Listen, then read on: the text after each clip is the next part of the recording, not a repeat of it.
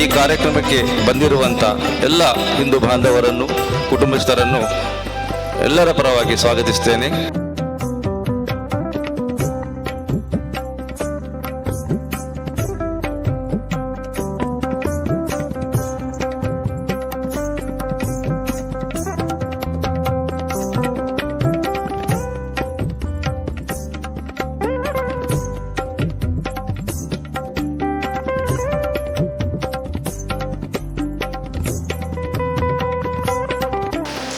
ಆದರಣೀಯ ಅಧ್ಯಕ್ಷರೇ,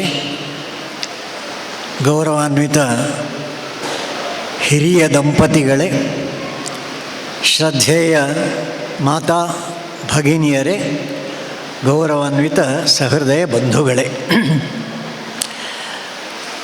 ವಿಷಯ ಪ್ರಸ್ತಾವನೆಗಿಂತ ಮುಂಚೆ 2 ಮಾತು.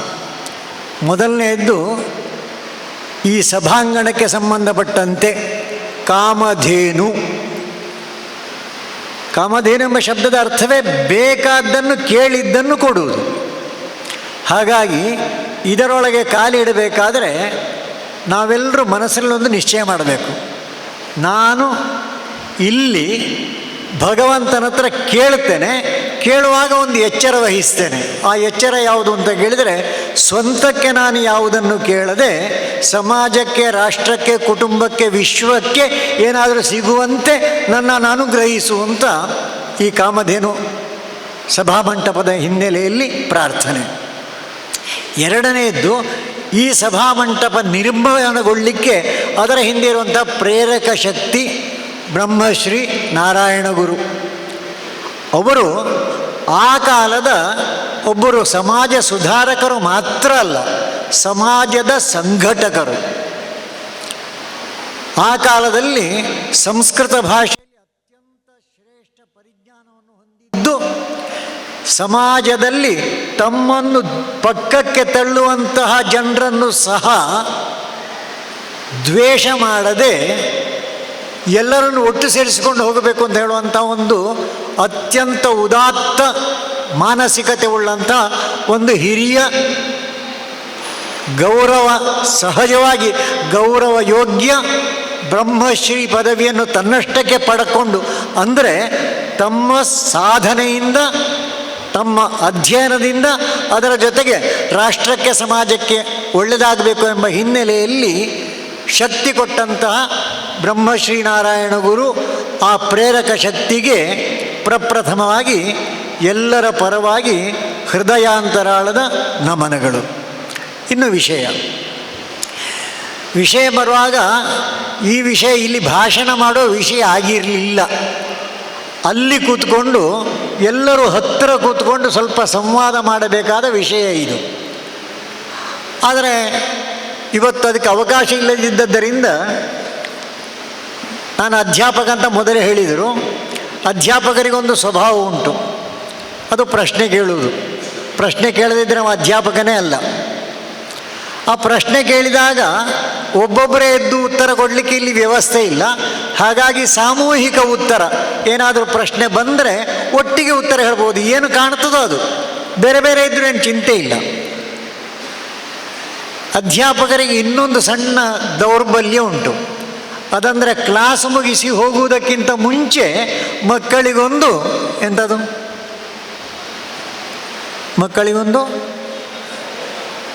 ಹೋಮ್ವರ್ಕ್, ಮನೆ ಕೆಲಸ. ಹಾಗಾಗಿ ನನ್ನ ಮಾತು ಮುಗಿಯುವುದಕ್ಕಿಂತ ಮುಂಚೆ ಎಲ್ಲರಿಗೂ ಸ್ವಲ್ಪ ಸ್ವಲ್ಪ ಹೋಮ್ವರ್ಕ್ ಸಿಗ್ತದೆ. ಮಾಡೋದು ಬಿಡುವುದು ಅವರವರ ಇಷ್ಟ. ಮತ್ತೆ ನೋಡಲಿಕ್ಕೆ ನಾನು ಬರುವುದಿಲ್ಲ, ಚಿಂತೆ ಮಾಡೋ ಅವಶ್ಯಕತೆ ಇಲ್ಲ. ಮೊದಲನೇ ಪ್ರಶ್ನೆ, ಕುಟುಂಬ ಅಂದರೆ ಕನಿಷ್ಠ ಎಷ್ಟು ಜನ ಇರಬೇಕು? ಯಾವ ಉತ್ತರ ಬೇಕಾದ್ರೆ ಹೇಳ್ಬೋದು. ಒಂದು ಕುಟುಂಬ ಅಂತ ಕರೆಸಲ್ಪಡಬೇಕಾದ್ರೆ ಮನೆಯಲ್ಲಿ ಆ ಕುಟುಂಬದಲ್ಲಿ ಸಂಖ್ಯೆ ಎಷ್ಟಿರಬೇಕು? ಕನಿಷ್ಠ. ಹೀಗೆ ಕೈ ಎತ್ತಿದ್ರು 5 ಅಂತಾಯಿತು. ಅದಕ್ಕಿಂತ ಹೆಚ್ಚಿರಬೇಕು ಅಂತ ಹೇಳೋರು ಇದ್ದಾರಾ? 6, ಒಂದು ಹೆಚ್ಚಾಯಿತು. ಆ ಪ್ರಶ್ನೆ ಕೇಳಿದಾಗ ನನಗೆ ಇನ್ನೊಂದು ಪ್ರಶ್ನೆ ನೆನಪಾಯಿತು. ನಮ್ಮ ಕೂತುಕೊಂಡ ಗುಂಪಿನಲ್ಲಿ ವಿವಾಹ ಆಗಿ 50 ವರ್ಷಕ್ಕಿಂತ ಹೆಚ್ಚಾಗಿದೆ ಅಂಥವ್ರು ಎಷ್ಟು ಜನ ಇದ್ದಾರೆ? ವೈವಾಹಿಕ ಜೀವನದೊಳಗೆ ಪ್ರವೇಶ ಮಾಡಿ 50ಕ್ಕಿಂತ ಹೆಚ್ಚು ವರ್ಷ ಆಯಿತು ಅಂಥವರು ಒಬ್ಬರೇ.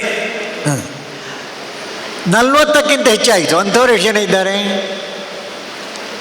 ಅದು ಕಡಿಮೆ, 2 3 30 ವರ್ಷ ದಾಟಿತು, ಮದುವೆ ಆಗಿ 30ಕ್ಕಿಂತ ಹೆಚ್ಚಾಗಿದೆ ಅಂಥವರು ಅದು ಕಡಿಮೆನೇ.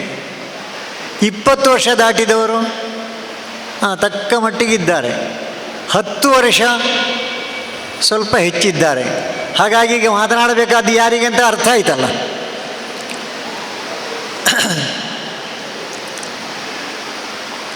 ಐದು 6 ಸಂಖ್ಯೆ ಬಂತು. ಎಷ್ಟು ಪೀಳಿಗೆ ಇರಬೇಕು? ಜನರೇಷನ್ ಎಷ್ಟು ಪೀಳಿಗೆ ಇರಬೇಕು ಒಂದು ಮನೆಯಲ್ಲಿ? 3 ಪೀಳಿಗೆ 6 ಜನ, ಕನಿಷ್ಠ ಇಷ್ಟು. ಕುಟುಂಬಕ್ಕೆ ಇಂಗ್ಲೀಷ್ನಲ್ಲಿ ಏನು ಹೇಳ್ತಾರೆ? ಅಲ್ಲಿಂದ ಪತನ ಶುರುವಾಗಿದೆ, ಅದಕ್ಕೆ ಅಷ್ಟೇ, ಮತ್ತೇನಿಲ್ಲ. ಕುಟುಂಬ ಅಂದರೆ ಫ್ಯಾಮಿಲಿ ಅಲ್ಲ, ಗೊತ್ತಿರಲಿ. ಫ್ಯಾಮಿಲಿಯಲ್ಲಿ ಅಕ್ಷರ ಎಷ್ಟುಂಟು? ಸ್ಪೆಲ್ಲಿಂಗ್ ಎಲ್ರಿಗೂ ಬರ್ತಲ್ಲ, 6. ಆ 6 ಅಕ್ಷರದ ವಿಸ್ತೃತ ರೂಪ ಯಾವುದು ಅಂತ ಕೇಳಿದ್ದಕ್ಕೆ ಒಬ್ಬರು ವಿನೋದದಿಂದ ಒಂದು ಮಾತು ಹೇಳ್ತಾರೆ. FAMILY, father and mother I love you. ಹೇಳುವ ಐ, ಕೇಳುವ ಫಾದರ್ ಮದರ್, ಒಟ್ಟೆಷ್ಟಾಯಿತು ಫ್ಯಾಮಿಲಿ ಅಂದರೆ? 3. ಫ್ಯಾಮಿಲಿ ಶಬ್ದದಲ್ಲಿ 6 ಅಕ್ಷರ, ಜನ 3. ಕುಟುಂಬದಲ್ಲಿ ಅಕ್ಷರ 3, ಜನ 6. ಇಷ್ಟೇ ಫ್ಯಾಮಿಲಿಗೂ ಕುಟುಂಬಕ್ಕೂ ಅಂತರ. ನಮ್ಮದು ಕುಟುಂಬವೋ ಫ್ಯಾಮಿಲಿಯೋ ಅದನ್ನು ಮೊದಲು ನಿಶ್ಚಯ ಮಾಡಬೇಕು. ಕುಟುಂಬ ಅಂತ ಆದರೆ ಆ ಕುಟುಂಬಕ್ಕೊಂದು ಸಣ್ಣ ಜವಾಬ್ದಾರಿ ಇದೆ. ಒಬ್ಬ ವ್ಯಕ್ತಿಯನ್ನು ಎತ್ತರಕ್ಕೆ ತೆಕ್ಕೊಂಡು ಹೋಗುವುದಕ್ಕೆ ಸಂಸ್ಕಾರಗಳನ್ನು ಕೊಡಬೇಕು ಅಂತ ಹೇಳಿದ್ದಾರೆ. ಬಹಳ ಸುಂದರ ಶಬ್ದಗಳುಂಟು ನಮ್ಮ ಸಂಸ್ಕೃತಿಯಲ್ಲಿ. ಉದಾಹರಣೆಗೆ, ಹಸಿವಾದಾಗ ಊಟ ಮಾಡುವುದು ಪ್ರಕೃತಿ, ಸಹಜ ಅದು. ಆದರೆ ಹಸಿವಾಗಿದೆ ಅಂತ ಇನ್ನೊಬ್ಬನಿಂದ ಕಿತ್ತು ತಿನ್ನುವುದು ಅದು ವಿಕೃತಿ. ತಾನು ಹಸಿವಿನಿಂದಿದ್ದಾಗ ತನ್ನ ಹಸಿವನ್ನು ಮರೆತು ಹಸಿದ ಇನ್ನೊಬ್ಬನಿಗೆ ಕೊಡುವುದು ಅದು ಸಂಸ್ಕೃತಿ. ಈ ದೇಶದಲ್ಲಿ ಮನುಷ್ಯನ ಬಗ್ಗೆಯೂ ಹಾಗೆ ಹೇಳಿದ. ಒಬ್ಬ ಮನುಷ್ಯ ಒಪ್ಪು ತಪ್ಪು ಎರಡನ್ನು ಮಾಡಿಕೊಂಡು ಜೀವನ ಮಾಡ್ತಾ ಇದ್ದಾನಲ್ಲ, ಅದು ಸಹಜ ಸ್ಥಿತಿ, ಅವನನ್ನು ಮನುಷ್ಯ ಅಂತ ಹೇಳ್ತಾರೆ.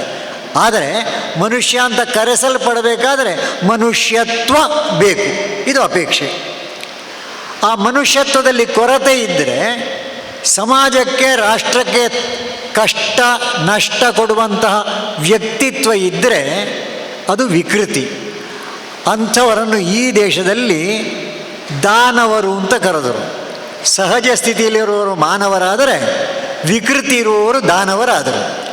ಆದರೆ ಅದೇ ಮಾನವನಿಗೆ ಸಂಸ್ಕೃತಿಯನ್ನು ಜೋಡಿಸಿ ಸಂಸ್ಕಾರ ಕೊಟ್ಟು ಎತ್ತರಕ್ಕೆ ತಕೊಂಡು ಹೋದರೆ ಆತ ಮಾಧವನಾಗುತ್ತಾನೆ. ಮಾನವ ಮಾಧವನೂ ಆಗಬಹುದು, ಮಾಧವ ದಾನವನೂ ಆಗಬಹುದು. ಮಾಡುವ ಕೆಲಸ ಪ್ರಾರಂಭ ಆಗುವುದು ನಮ್ಮ ಮನೆಯಿಂದ. ಸಂಸ್ಕಾರ ಕೊಡುವಂಥ ಕೇಂದ್ರಗಳು 4 ಕೇಂದ್ರಗಳಿದೆ. ಆ 4 ಕೇಂದ್ರದಲ್ಲಿ ಮೊದಲ ಕೇಂದ್ರ ನಮ್ಮ ಮನೆ.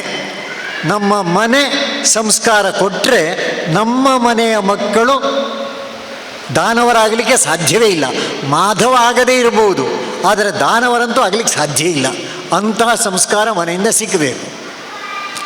ಎರಡನೆಯದ್ದು ನಮ್ಮ ಶಾಲೆಗಳು. ಸ್ವಲ್ಪ ನೋವಾಗ್ತದೆ, ವೇದನೆ ಆಗ್ತದೆ. ನಮ್ಮ ಶಾಲೆಗಳು ಸಂಸ್ಕಾರ ಕೊಡಬೇಕಾದ್ದನ್ನು ಇವತ್ತು ಕೊಡುತ್ತದ? ಕೊಡುವಂಥ ಪಾಠ ಇದೆಯಾ? ನಾವೆಲ್ಲ ಶಾಲೆಗೆ ಹೋಗುವಾಗ ಸತ್ಯವೇ ಮುದೆ ತಾಯಿ ತಂದೆ, ಸತ್ಯವೇ ಬಂಧು ಬಳಗ, ಸತ್ಯವಾಕ್ಯಕ್ಕೆ ತಪ್ಪಿ ನಡೆದರೆ ಮೆಚ್ಚನ ಜಗದೀಶನು ಅಂತ ಒಂದು ಹಸು ಹೇಳ್ತದೆ. ಆ ಹಸು ಮತ್ತು ಹುಲಿಯ ಪಾಠವನ್ನು ಪಾಠ ಮಾಡುವ ಅಧ್ಯಾಪಕ ಆ ಒಂದೊಂದು ವಾಕ್ಯವನ್ನು ಓದುವಾಗ ಕೊನೆಯ ಹಂತಕ್ಕೆ ಬರಬೇಕಾದ್ರೆ ಪಾಠ ಮಾಡುವ ಅಧ್ಯಾಪಕನ ಕಣ್ಣಲ್ಲಿಯೂ ನೀರು ಬರ್ತಾ ಇತ್ತು, ಮಕ್ಕಳೆಲ್ಲ ಅಳ್ತಾ ಇದ್ದರು. ಹೃದಯದ ಭಾವನೆಗಳನ್ನು ಅರಳಿಸುವಂತಹ ಪಾಠಗಳಿತ್ತು. ಇವತ್ತಿದೆಯಾ? ಸಿಕ್ಕದೇ ಇದ್ದದ್ದರಿಂದ ಆ ಪಾಠಗಳನ್ನು ಮನೆಯಲ್ಲಿ ಆದರೂ ಮಾಡಬೇಕೋ ಬೇಡೋ? ಇದು ನಮ್ಮ ಜವಾಬ್ದಾರಿ. ಆ ಎತ್ತರಕ್ಕೆ ಹೋಗಬೇಕು ಅಂತಿದ್ದರೆ ಆ ಮೂರನೆಯದು ನಮ್ಮ ದೇವಸ್ಥಾನಗಳು. ಮನೆ, ಶಾಲೆ, ದೇವಸ್ಥಾನ, ಕೊನೆಯದು ನಮ್ಮ ಸಮಾಜ. ನಮ್ಮ ಸಮಾಜವು ನಮ್ಮ ಮಕ್ಕಳನ್ನು ತಿದ್ದುತ್ತಾ ಇತ್ತು. ಇವತ್ತು ಯಾರಿಗೂ ಇನ್ನೊಬ್ಬರ ಮಗುವನ್ನು ತಿದ್ದುವ ಧೈರ್ಯವೇ ಬರಲಿಕ್ಕಿಲ್ಲ, ಸಾಹಸ ಮಾಡಲಿಕ್ಕಿಲ್ಲ. ಸಮಾಜದಲ್ಲಿ ಅಂಥ ಪರಿವರ್ತನೆಗಳಾಗಿದೆ. ಮತ್ತೆ ಆ ಪರಿವರ್ತನೆಗಳನ್ನು ಮತ್ತೆ ದಾರಿಗೆ ತರಬೇಕಲ್ಲ. ಮನೆ, ಶಾಲೆ, ದೇವಸ್ಥಾನ ಮತ್ತು ಸಮಾಜ ಅದೆಲ್ಲದರ ದೃಷ್ಟಿ ಒಂದೇ ಆಗಬೇಕು. ಈಗ ತಾನೇ ದೀಪ ಬೆಳಗಿಸುವಾಗ ಒಂದು ಶ್ಲೋಕ ಹೇಳಿದರು, ಶತ್ರು ಬುದ್ಧಿ ವಿನಾಶಾಯ. ಶತ್ರುವಿನ ವಿನಾಶ ಹೇಳಲಿಲ್ಲ. ಎಂಥ ಜನ ಜಗತ್ತಿನಲ್ಲಿ ನಮ್ಮ ಆಗಿರೋರು ಯಾರು ಸಿಗ್ತಾರೆ ಹುಡುಕಿದರೆ? ಶತ್ರು ನಾಶ ಆಗಲಿ ಅಂತ ಹೇಳಲಿಲ್ಲ. ಶತ್ರುವಿನ ಶತ್ರು ಬುದ್ಧಿ ವಿನಾಶಾಯ. ಆ ಶತ್ರುವಿನ ಶತ್ರುತ್ವ ಬುದ್ಧಿ ಅದು ಕಾಣೆ ಆದರೆ ಅವ ಮಿತ್ರನೇ ಆಗ್ತಾನಲ್ಲ. ಇದು ಭಾರತ, ಇದನ್ನು ಕಲಿಸಿಕೊಟ್ಟ ದೇಶ ಇದು. ಅದರ ಮೊದಲ ಪಾಠ ನಮ್ಮ ಮನೆಗಳಲ್ಲಿ ಆಗಬೇಕು. ಹಾಗಾಗಿ ಇವತ್ತಿನ ವಿಷಯ ಮನೆಗೆ ಸಂಬಂಧಿತ ಆದ್ದರಿಂದ ಆ ಮನೆಗೆ ಸಂಬಂಧಪಟ್ಟು ಒಂದು 4-6 ಶಬ್ದಗಳನ್ನು ನಿಮ್ಮ ಮುಂದಿಡುವ ಪ್ರಯತ್ನ ಮಾಡ್ತಾನೆ. ಒಂದು ಕಾಲದಲ್ಲಿ ನಮ್ಮೆಲ್ಲರ ಮನೆಗಳಲ್ಲಿ ಭಜನೆಗಳು ನಡೀತಾ ಇತ್ತು. ಭಜನೆ ಮಾಡೋದು ಒಳ್ಳೆಯದೋ ಹಾಳೋ? ಹಾಳು ಅಂತ ಒಬ್ಬರ ಬಾಯಿಂದಲೂ ಬರಲಿಲ್ಲ, ಒಳ್ಳೆಯದು ಅಂತ ಬಂತು. ಮುಂದಿನ ಪ್ರಶ್ನೆ ಕೇಳಲಿಕ್ಕೆ ಹೆದರಿಕೆ ಆಗ್ತದೆ. ಆ ಒಳ್ಳೆಯದನ್ನು ಇಟ್ಟುಕೊಳ್ಬೇಕೋ ಬಿಡಬೇಕೋ? ಇಟ್ಟುಕೊಳ್ಬೇಕು. ಇಟ್ಟುಕೊಂಡಿದ್ದೀವ? ಈಗ ಗೊಂದಲ ಶುರು ಆಗ್ತದೆ. ತಕ್ಷಣ ಉತ್ತರ ಬರ್ತದೆ, ಪುರುಸೊತ್ತಿಲ್ಲ ಅಂತ. ಮತ್ತೇನಿಲ್ಲ, ಮಾಡಬಹುದಪ್ಪ, ಎಲ್ಲ ಮಾಡ್ಬೋದು, ಸಮಯ ಇಲ್ಲ. ಇರುವ 24 ಗಂಟೆಗಳೇ ಸಾಲದು ಇನ್ನು ನಿಮ್ಮ ಭಜನೆಗೆ. ಅದಕ್ಕೆ ಒಂದು ಸಣ್ಣ ತಾತ್ಕಾಲಿಕ ತಿದ್ದುಪಡಿ, ಅದೇ ಪರ್ಮನೆಂಟ್ ಅಲ್ಲ. ಪ್ರತಿನಿತ್ಯ ಸಮಯ ಕೊಡಲಿಕ್ಕೆ ಕಷ್ಟ ಆದರೂ ವಾರದಲ್ಲಿ ಒಂದು ದಿವಸ ಆದರೂ ಒಂದು 15 ನಿಮಿಷ, ನಾನು ಹೋಮ್ವರ್ಕ್ ಅಂತ ಹೇಳಿದೆಲ್ಲ, ಇದು ಮೊದಲ ಹೋಮ್ವರ್ಕು. ವಾರದಲ್ಲಿ ಒಂದು ದಿವಸ ಆದರೂ ಒಂದು 15 ನಿಮಿಷ ಮನೆ ಮಂದಿ ಎಲ್ಲರೂ ಒಟ್ಟಿಗೆ ಇರುವ ಸಾಧ್ಯತೆ ಉಂಟಾ? ಮಾಡಬಹುದಾ? ಮನೆ ಮಂದಿ ಎಲ್ಲರೂ ಅಂದರೆ ಏಳಲಿಕ್ಕಾಗದ ಹಾಸಿಗೆಯಲ್ಲಿ ಮಲಗಿರುವ ಹಿರಿಯ ಚೇತನ ಇದ್ದರೆ ಅವರನ್ನು ಸಹ ಕರ್ಕೊಂಡು ಬಂದು ನಮ್ಮ ಪಕ್ಕದಲ್ಲೇ ಮಲಗಿಸಬೇಕು. ತೊಟ್ಟಿಲಿನಲ್ಲಿ ನಿದ್ರೆ ಮಾಡುವ ಮಗು ಇದ್ದರೆ ಆ ಮಗುವನ್ನು ಎತ್ತಿ ತಂದು ತೊಡೆ ಮೇಲೆ ಕೂತ್ಕೊಳಿಸಬೇಕು. ಎಲ್ಲರ ಸಮಕ್ಷಮದಲ್ಲಿ ಒಂದು ಭಜನೆ ಆಗಬೇಕು. ಒಂದು 10 ನಿಮಿಷ ಮಾಡಬಹುದಾ? ಏನು ಅನ್ನಿಸ್ತದೆ? ಈ ಶತಮಾನದಲ್ಲಿ ಕಷ್ಟ, ಮುಂದಿನ ಶತಮಾನದಲ್ಲಿ ನೋಡ್ಬೋದು ಅಂತ ಅನ್ನಿಸ್ತದೆ. ಹಾಗಾದರೆ ಆಗಲಿಕ್ಕಿಲ್ಲ. ಈ ಹೋಮ್ವರ್ಕನ್ನೇ ತಿರಸ್ಕಾರ ಮಾಡಿದರೆ ಏನು ಹೇಳಲಿ? ಮಾಡಬಹುದು ಅಂತಾದರೂ ಹೇಳಿದರೆ ಪಾಸ್ ಮಾರ್ಕು ಸಿಕ್ಕೀತು. ಮಾಡಬಹುದಾ? ಹಾಗಾದರೆ ಸದ್ಯ ಈಗ ಪಾಸ್ ಮಾರ್ಕಿಗಿಂತ ಫಸ್ಟ್ ಕ್ಲಾಸ್ ಸಿಕ್ಕಬೇಕು ಅಂತಿದ್ದರೆ ನಮ್ಮ ಮನೆಯಲ್ಲಿ ಮಾಡ್ತೇವೆ ಅಂತ ಹೇಳಿದರೆ ಆಗ ಫಸ್ಟ್ ಕ್ಲಾಸ್ ಆಯಿತು. ಹಾಗೆ ಹೇಳುವ ಧೈರ್ಯ ಉಂಟು ಯಾರಿಗಾದರೂ? ನಮ್ಮ ಮನೆಯಲ್ಲಿ ಮಾಡ್ತೇವೆ ಅಂತ ಫಸ್ಟ್ ಕ್ಲಾಸ್ ಸಿಕ್ಕಿದ್ರೆ ಸಾಕು, ರ್ಯಾಂಕ್ ಸಿಕ್ಕಬೇಕು ಬಿಡು. ನನ್ನ ಮನೆಯಲ್ಲಿ ನಾನು ಪ್ರಾರಂಭ ಮಾಡಿಸ್ತೇನೆ ಅಂತ ಹೇಳಿದರೆ ರ್ಯಾಂಕ್. ಒಂದೆರಡು ಕೈಗಳು ಹೇಳದೆ ಮೇಲೆ ಹೋಯಿತು ಅಂದರೆ ಒಳ್ಳೆಯದು ಅಂತ ಅರ್ಥ, ದೃಷ್ಟಿ ಸರಿ ಉಂಟು ಅಂತ ಆಯಿತು. ಆ 15 ನಿಮಿಷ ಏನು ಮಾಡಬೇಕು? 15 ನಿಮಿಷದಲ್ಲಿ 2 ನಿಮಿಷ 3 ಓಂಕಾರ ಹೇಳಲಿಕ್ಕೆ. ಆ ಓಂಕಾರ ಒಂದು ಅದ್ಭುತ ಓಂಕಾರ. ನಾಸಾ ಸಂಸ್ಥೆಯವರು ಆಕಾಶದಲ್ಲಿ ಏನುಂಟು ಅಂತ ಹುಡುಕಿದಾಗ ಅವರಿಗೆ ಸಿಕ್ಕಿದ ವಸ್ತು ಅದು. ಆಕಾಶದಲ್ಲಿ ಆಕಾಶದ ಗುಣವೇ ಶಬ್ದಗುಣ. ಆ ಶಬ್ದಗುಣದ ಶಬ್ದ ಯಾವುದು ಅಂತ ಕೇಳಿದರೆ ಓಂಕಾರ ಅಂತ ನಾಸಾ ಸಂಸ್ಥೆಯವರು ಜಗತ್ತಿಗೆ ತಿಳಿಸಿದರು.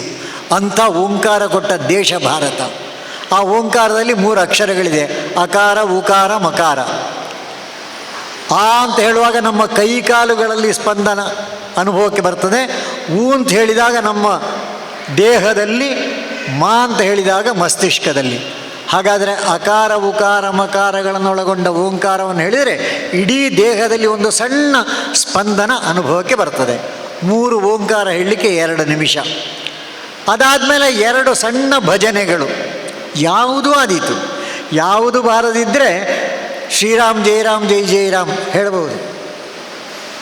ಬ್ರಹ್ಮಶ್ರೀ ನಾರಾಯಣ ಗುರವೇ ನಮಃ, ಶ್ರೀ ಗುರು ನಾರಾಯಣ ಸ್ವಾಮಿನೇ ನಮಃ ಅದೂ ಆಗ್ತದೆ. ಯಾವುದನ್ನು ಬೇಕಾದರೆ ಹೇಳ್ಬೋದು.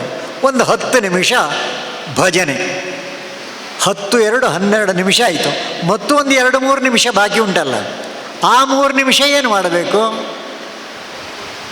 ಎಲ್ಲ ಭಜನೆ ಮುಗಿದ ನಂತರ ದೇವರಿಗೊಂದು ನಮಸ್ಕಾರ ಮಾಡಿ ಸ್ವಲ್ಪ ಮುಖದಲ್ಲಿ ಒಂದು ಸಣ್ಣ ಮುಗುಳ್ನಗೆ ತೆಕ್ಕೊಂಡು ಕಣ್ಣಿಗೆ ಕಣ್ಣಿಟ್ಟು ಮಾತನಾಡೋದು. ಈಗ ಮನೆಯಲ್ಲಿ ನಗಾಡೋದು ನೆನಪು ಮರ್ತೋಗಿದೋ ಇಲ್ವೋ? ನಗಾಡ್ತಾರೆ ಯಾರಾದ್ರೂ ಮನೆಯಲ್ಲಿ? ಕಡಿಮೆ. ನಗಾಡಬೇಕಾದ್ರೆ ಕೈಯಲ್ಲಿ ಏನಿರಬೇಕು? ಮೊಬೈಲ್ ಇರಬೇಕು. ಮೊಬೈಲನ್ನು ಅದು ಮರ್ತೋಯ್ತು, ಪಕ್ಕದಲ್ಲಿ ಇಟ್ಟು ಬರಬೇಕು. ಒಂದು ಸಣ್ಣ ಮುಗುಳ್ನಗೆ ಹೇಗೆ ಅಂತ ನೆನಪಾಗಲಿಕ್ಕೆ ಏನು ಕಷ್ಟ ಇಲ್ಲ.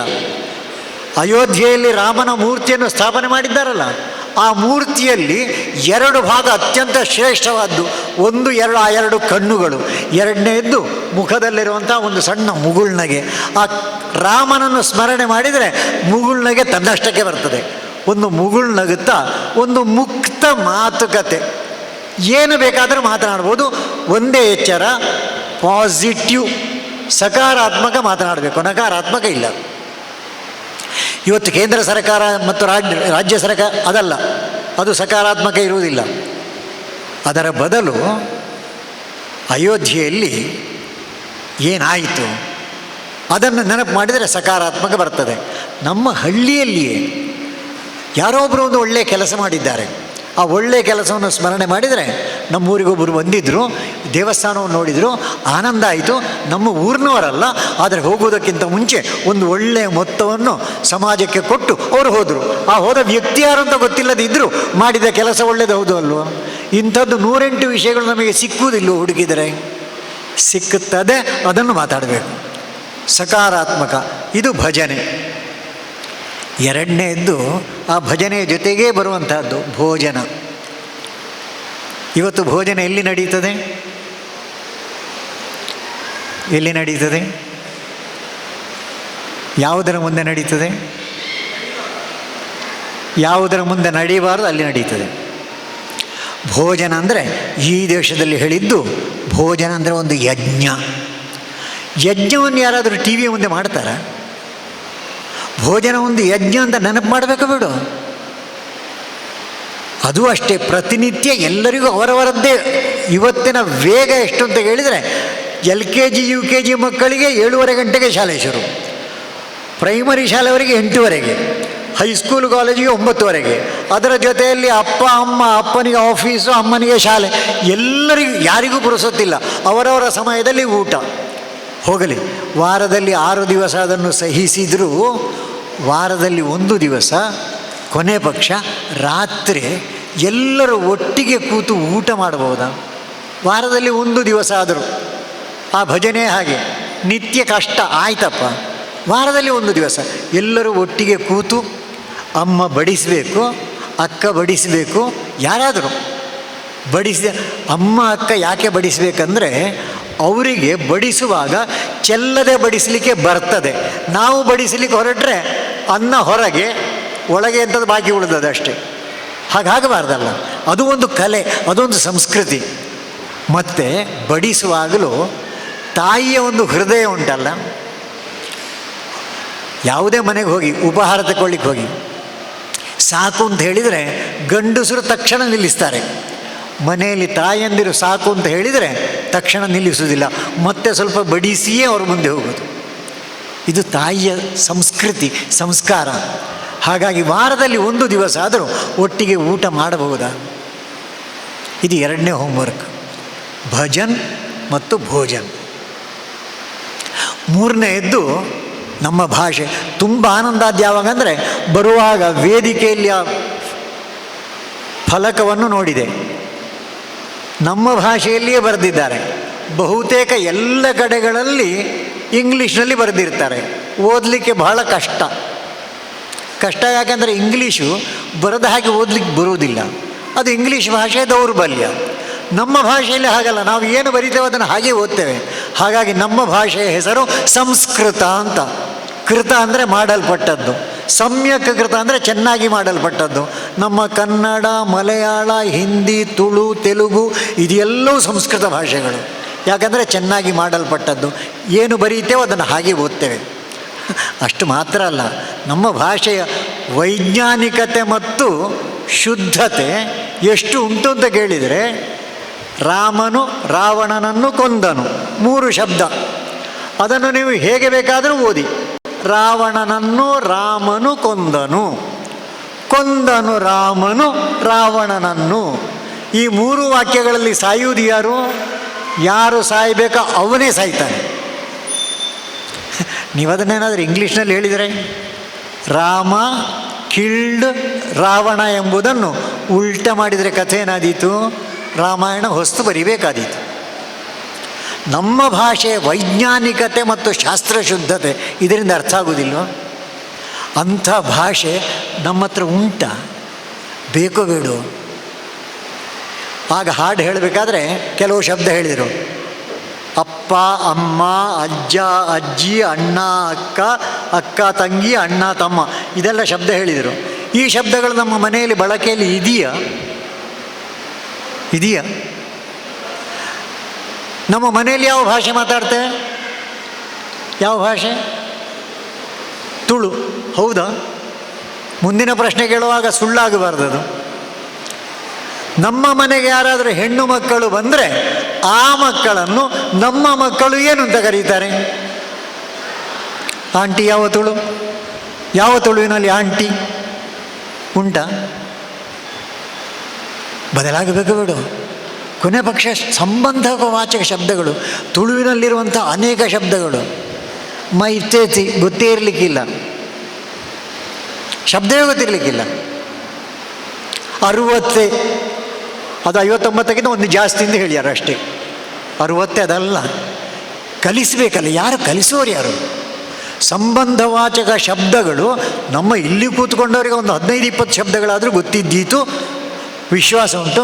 ನನ್ನ ಪ್ರಶ್ನೆ, ನಮ್ಮ ಮುಂದಿನ ಪೀಳಿಗೆಯವರಿಗೆ ಎಷ್ಟು ಜನರಿಗೆ ಈ ಸಂಬಂಧವಾಚಕ ಶಬ್ದಗಳು ಗೊತ್ತಿದೆ? ಗೊತ್ತು ಬೇಕೋ ಬೇಡೋ? ಕಲಿಸುವುದು ಯಾರು?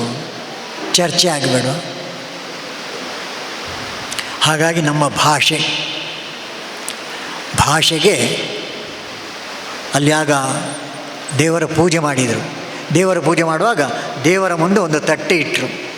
ಆ ತಟ್ಟೆಯಲ್ಲಿ ಹಣ್ಣು ಕಾಯಿ ಎಲ್ಲ ಇಟ್ಟಿದ್ದರು. ನೀವೆಲ್ಲ ನೋಡಿದ್ದೀರಿ ಏನು ಮಾಡಿದ್ದಾರೆ ಅವರು ಅಂತ. ಅಲ್ಲಿನ ಅರ್ಚಕರು ಒಂದು ಉದ್ಧರಣೆ ನೀರು ಆ ತಟ್ಟೆ ಮೇಲೆ ಹಾಕಿದರು. ಆಮೇಲೆ ಕೈ ಮುಗಿದು ಆ ಕೈಯನ್ನೇನೋ ಕೈಕರಣ ಮಾಡಿದರು. ಹಾಗೆ ಮಾಡಿ ಅದನ್ನಲ್ಲಿ ಕೊಟ್ಟರು. ಆ ತಟ್ಟೆನಲ್ಲಿ ಇಟ್ಟಾಗ ಅದರ ಹೆಸರೆಂಥದ್ದು? ದೇವರ ಮುಂದೆ ಎಂಥದ್ದು ಇಟ್ಟದ್ದು? ನಾವು ಏನು ಹೇಳ್ತಾರೆ ಅದಕ್ಕೆ? ನೈವೇದ್ಯ. ನಾನು ಪೇಟೆಗೆ ಹೋದಾಗ ನನಗೆ ಬಾಳೆಹಣ್ಣು ಸಿಕ್ಕಿತು, ತೆಕ್ಕೊಂಡು ಬಂದೆ. ಬಾಳೆಹಣ್ಣು ಅಷ್ಟೇ. ಮರುದಿವಸ ಪೂಜೆಗೆ ಕೂತ್ಕೊಂಡಾಗ ಈ ಬಾಳೆಹಣ್ಣನ್ನು ದೇವರ ಮುಂದೆ ಇಟ್ಟೆ. ಆಗ ಏನಾಯ್ತದು? ನೈವೇದ್ಯ ಆಯಿತು. ಆಮೇಲೆ ಅವ್ರೇನು ಮಾಡಿದರು?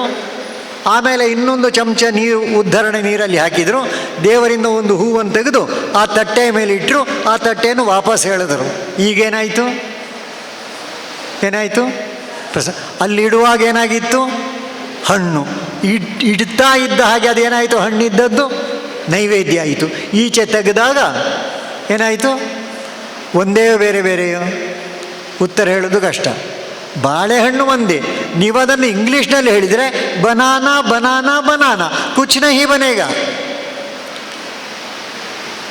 ಅಲ್ಲಿ ನಾವಿಡುವಾಗ ಬಾಳೆಹಣ್ಣು, ಅಲ್ಲಿಟ್ಟಾಗ ನೈವೇದ್ಯ. ನೈವೇದ್ಯ ಅಂತ ಹೇಳುವಾಗ ಭಕ್ತಿ, ಶ್ರದ್ಧೆ, ಸಮರ್ಪಣೆ, ಅದು ನೈವೇದ್ಯ. ವಾಪಸ್ ತಗೊಂಡಾಗ ಶರಣಾಗತಿ, ಪ್ರಸಾದ. ಆ ಪ್ರಸಾದ ಶಬ್ದಕ್ಕೆ ಎಷ್ಟು ಮಹತ್ವ ಉಂಟು ಅಂದರೆ, ಯಾರೋ ಒಬ್ಬರು ಲಡ್ಡು ಹಂಚುತ್ತಾ ಇದ್ದರು. ಒಬ್ಬ ಹೇಳಿದ, ಇಲ್ಲಪ್ಪ ನನಗೆ ಶುಗರ್ ಉಂಟು ಅಂತ. ಆ ಶುಗರ್ ಉಂಟು ಅಂತ ಹೇಳಿದ ಕೂಡಲೇ ಈ ಹಂಚೋರು ಹೇಳಿದರು, ಇದು ತಿರುಪತಿ ತಿಮ್ಮಪ್ಪನ ಪ್ರಸಾದ ಅಂತ. ಅಷ್ಟು ಹೇಳಿದ ಕೂಡಲೇನಾಯಿತು? ಅಷ್ಟು ಹೇಳಿದ ಕೂಡಲೇ ಶುಗರು ಓಡಿ ಹೋಯಿತು, ಪ್ರಸಾದ ಕೈಗೆ ಬಂತು. ಇದು ಪ್ರಸಾದದ ಮಹಿಮೆ. ಹಾಗಾಗಿ ನಮ್ಮ ಭಾಷೆ ಎಲ್ಲಿವರೆಗೆ ನೋವಾಗ್ತಂದರೆ, ಸಂಬಂಧಗಳೆಲ್ಲ ಕಡಿಮೆ ಆಗಿ ಆಗಿ ಆಗಿ ಹೆಣ್ಣು ಮಕ್ಕಳೆಲ್ಲ ಆಂಟಿಗಳು, ಗಂಡಸರೆಲ್ಲ ಅಂಕಲ್ಗಳು, ಅಪ್ಪ ಡೆಡ್, ಅಮ್ಮ ಮಮ್ಮಿ. ಬದಲಾವಣೆ ಮಾಡಬೇಕು ಬೇಡ? ಎಲ್ಲಿಂದ ಶುರು ಆಗಬೇಕು? ನಮ್ಮ ಮನೆಯಲ್ಲಿ ಶುರು ಆಗದಿದ್ದರೆ ನಾವು ಬೇರೆಯವ್ರನ್ನ ಏನು ಹೇಳಬಹುದು? ಅಣ್ಣ, ತಮ್ಮ, ಅಕ್ಕ, ತಂಗಿ, ಆ ಶಬ್ದದ ಮಹತ್ವವೇ ಅದು. ನಮ್ಮಲ್ಲಿ ಶಬ್ದ ಎಂಬುದು ಇಂಗ್ಲೀಷಿನ ವರ್ಡ್ ಅಷ್ಟೇ ಅಲ್ಲ. ಶಬ್ದದ ಬಗ್ಗೆ ಶಬ್ದ ಬ್ರಹ್ಮ ಅಂತ ಹೇಳಿದರು. ಹಾಗಾಗಿ ಆ ಶಬ್ದದ ಹಿಂದೆ ಅದ್ಭುತವಾದ ಒಂದು ಶಕ್ತಿ ಇದೆ. ಆ ಶಕ್ತಿ ನಮ್ಮ ಅಂತಃಕರಣದಲ್ಲಿ ಹೊರಗೆ ಬರಬೇಕು. ವಿಠಲನ ಸ್ಮರಣೆ ಮಾಡಬೇಕು ಅಂತ ಹೇಳಿದರು. ಯಾಕೆ ಅಂತ ಯಾರು ಕೇಳಲಿಕ್ಕೆ ಹೋಗಿಲ್ಲ, ಅಗತ್ಯ ಇಲ್ಲ, ವಿಠಲನ ಸ್ಮರಣೆ ಮಾಡಿದರೆ ಆಯಿತು. ಆದರೆ ಇತ್ತೀಚೆಗೊಬ್ಬರು ಹೇಳಿದರು, ಆ ಠ ಎಂಬ ಅಕ್ಷರಕ್ಕೆ ಅದ್ಭುತವಾದ ಶಕ್ತಿ ಉಂಟು ಅಂತ. ಮನೆಗೆ ಹೋಗಿ ಅಭ್ಯಾಸ ಮಾಡುವ, ನಿಮಗೆ ಗೊತ್ತಾಗ್ತದೆ.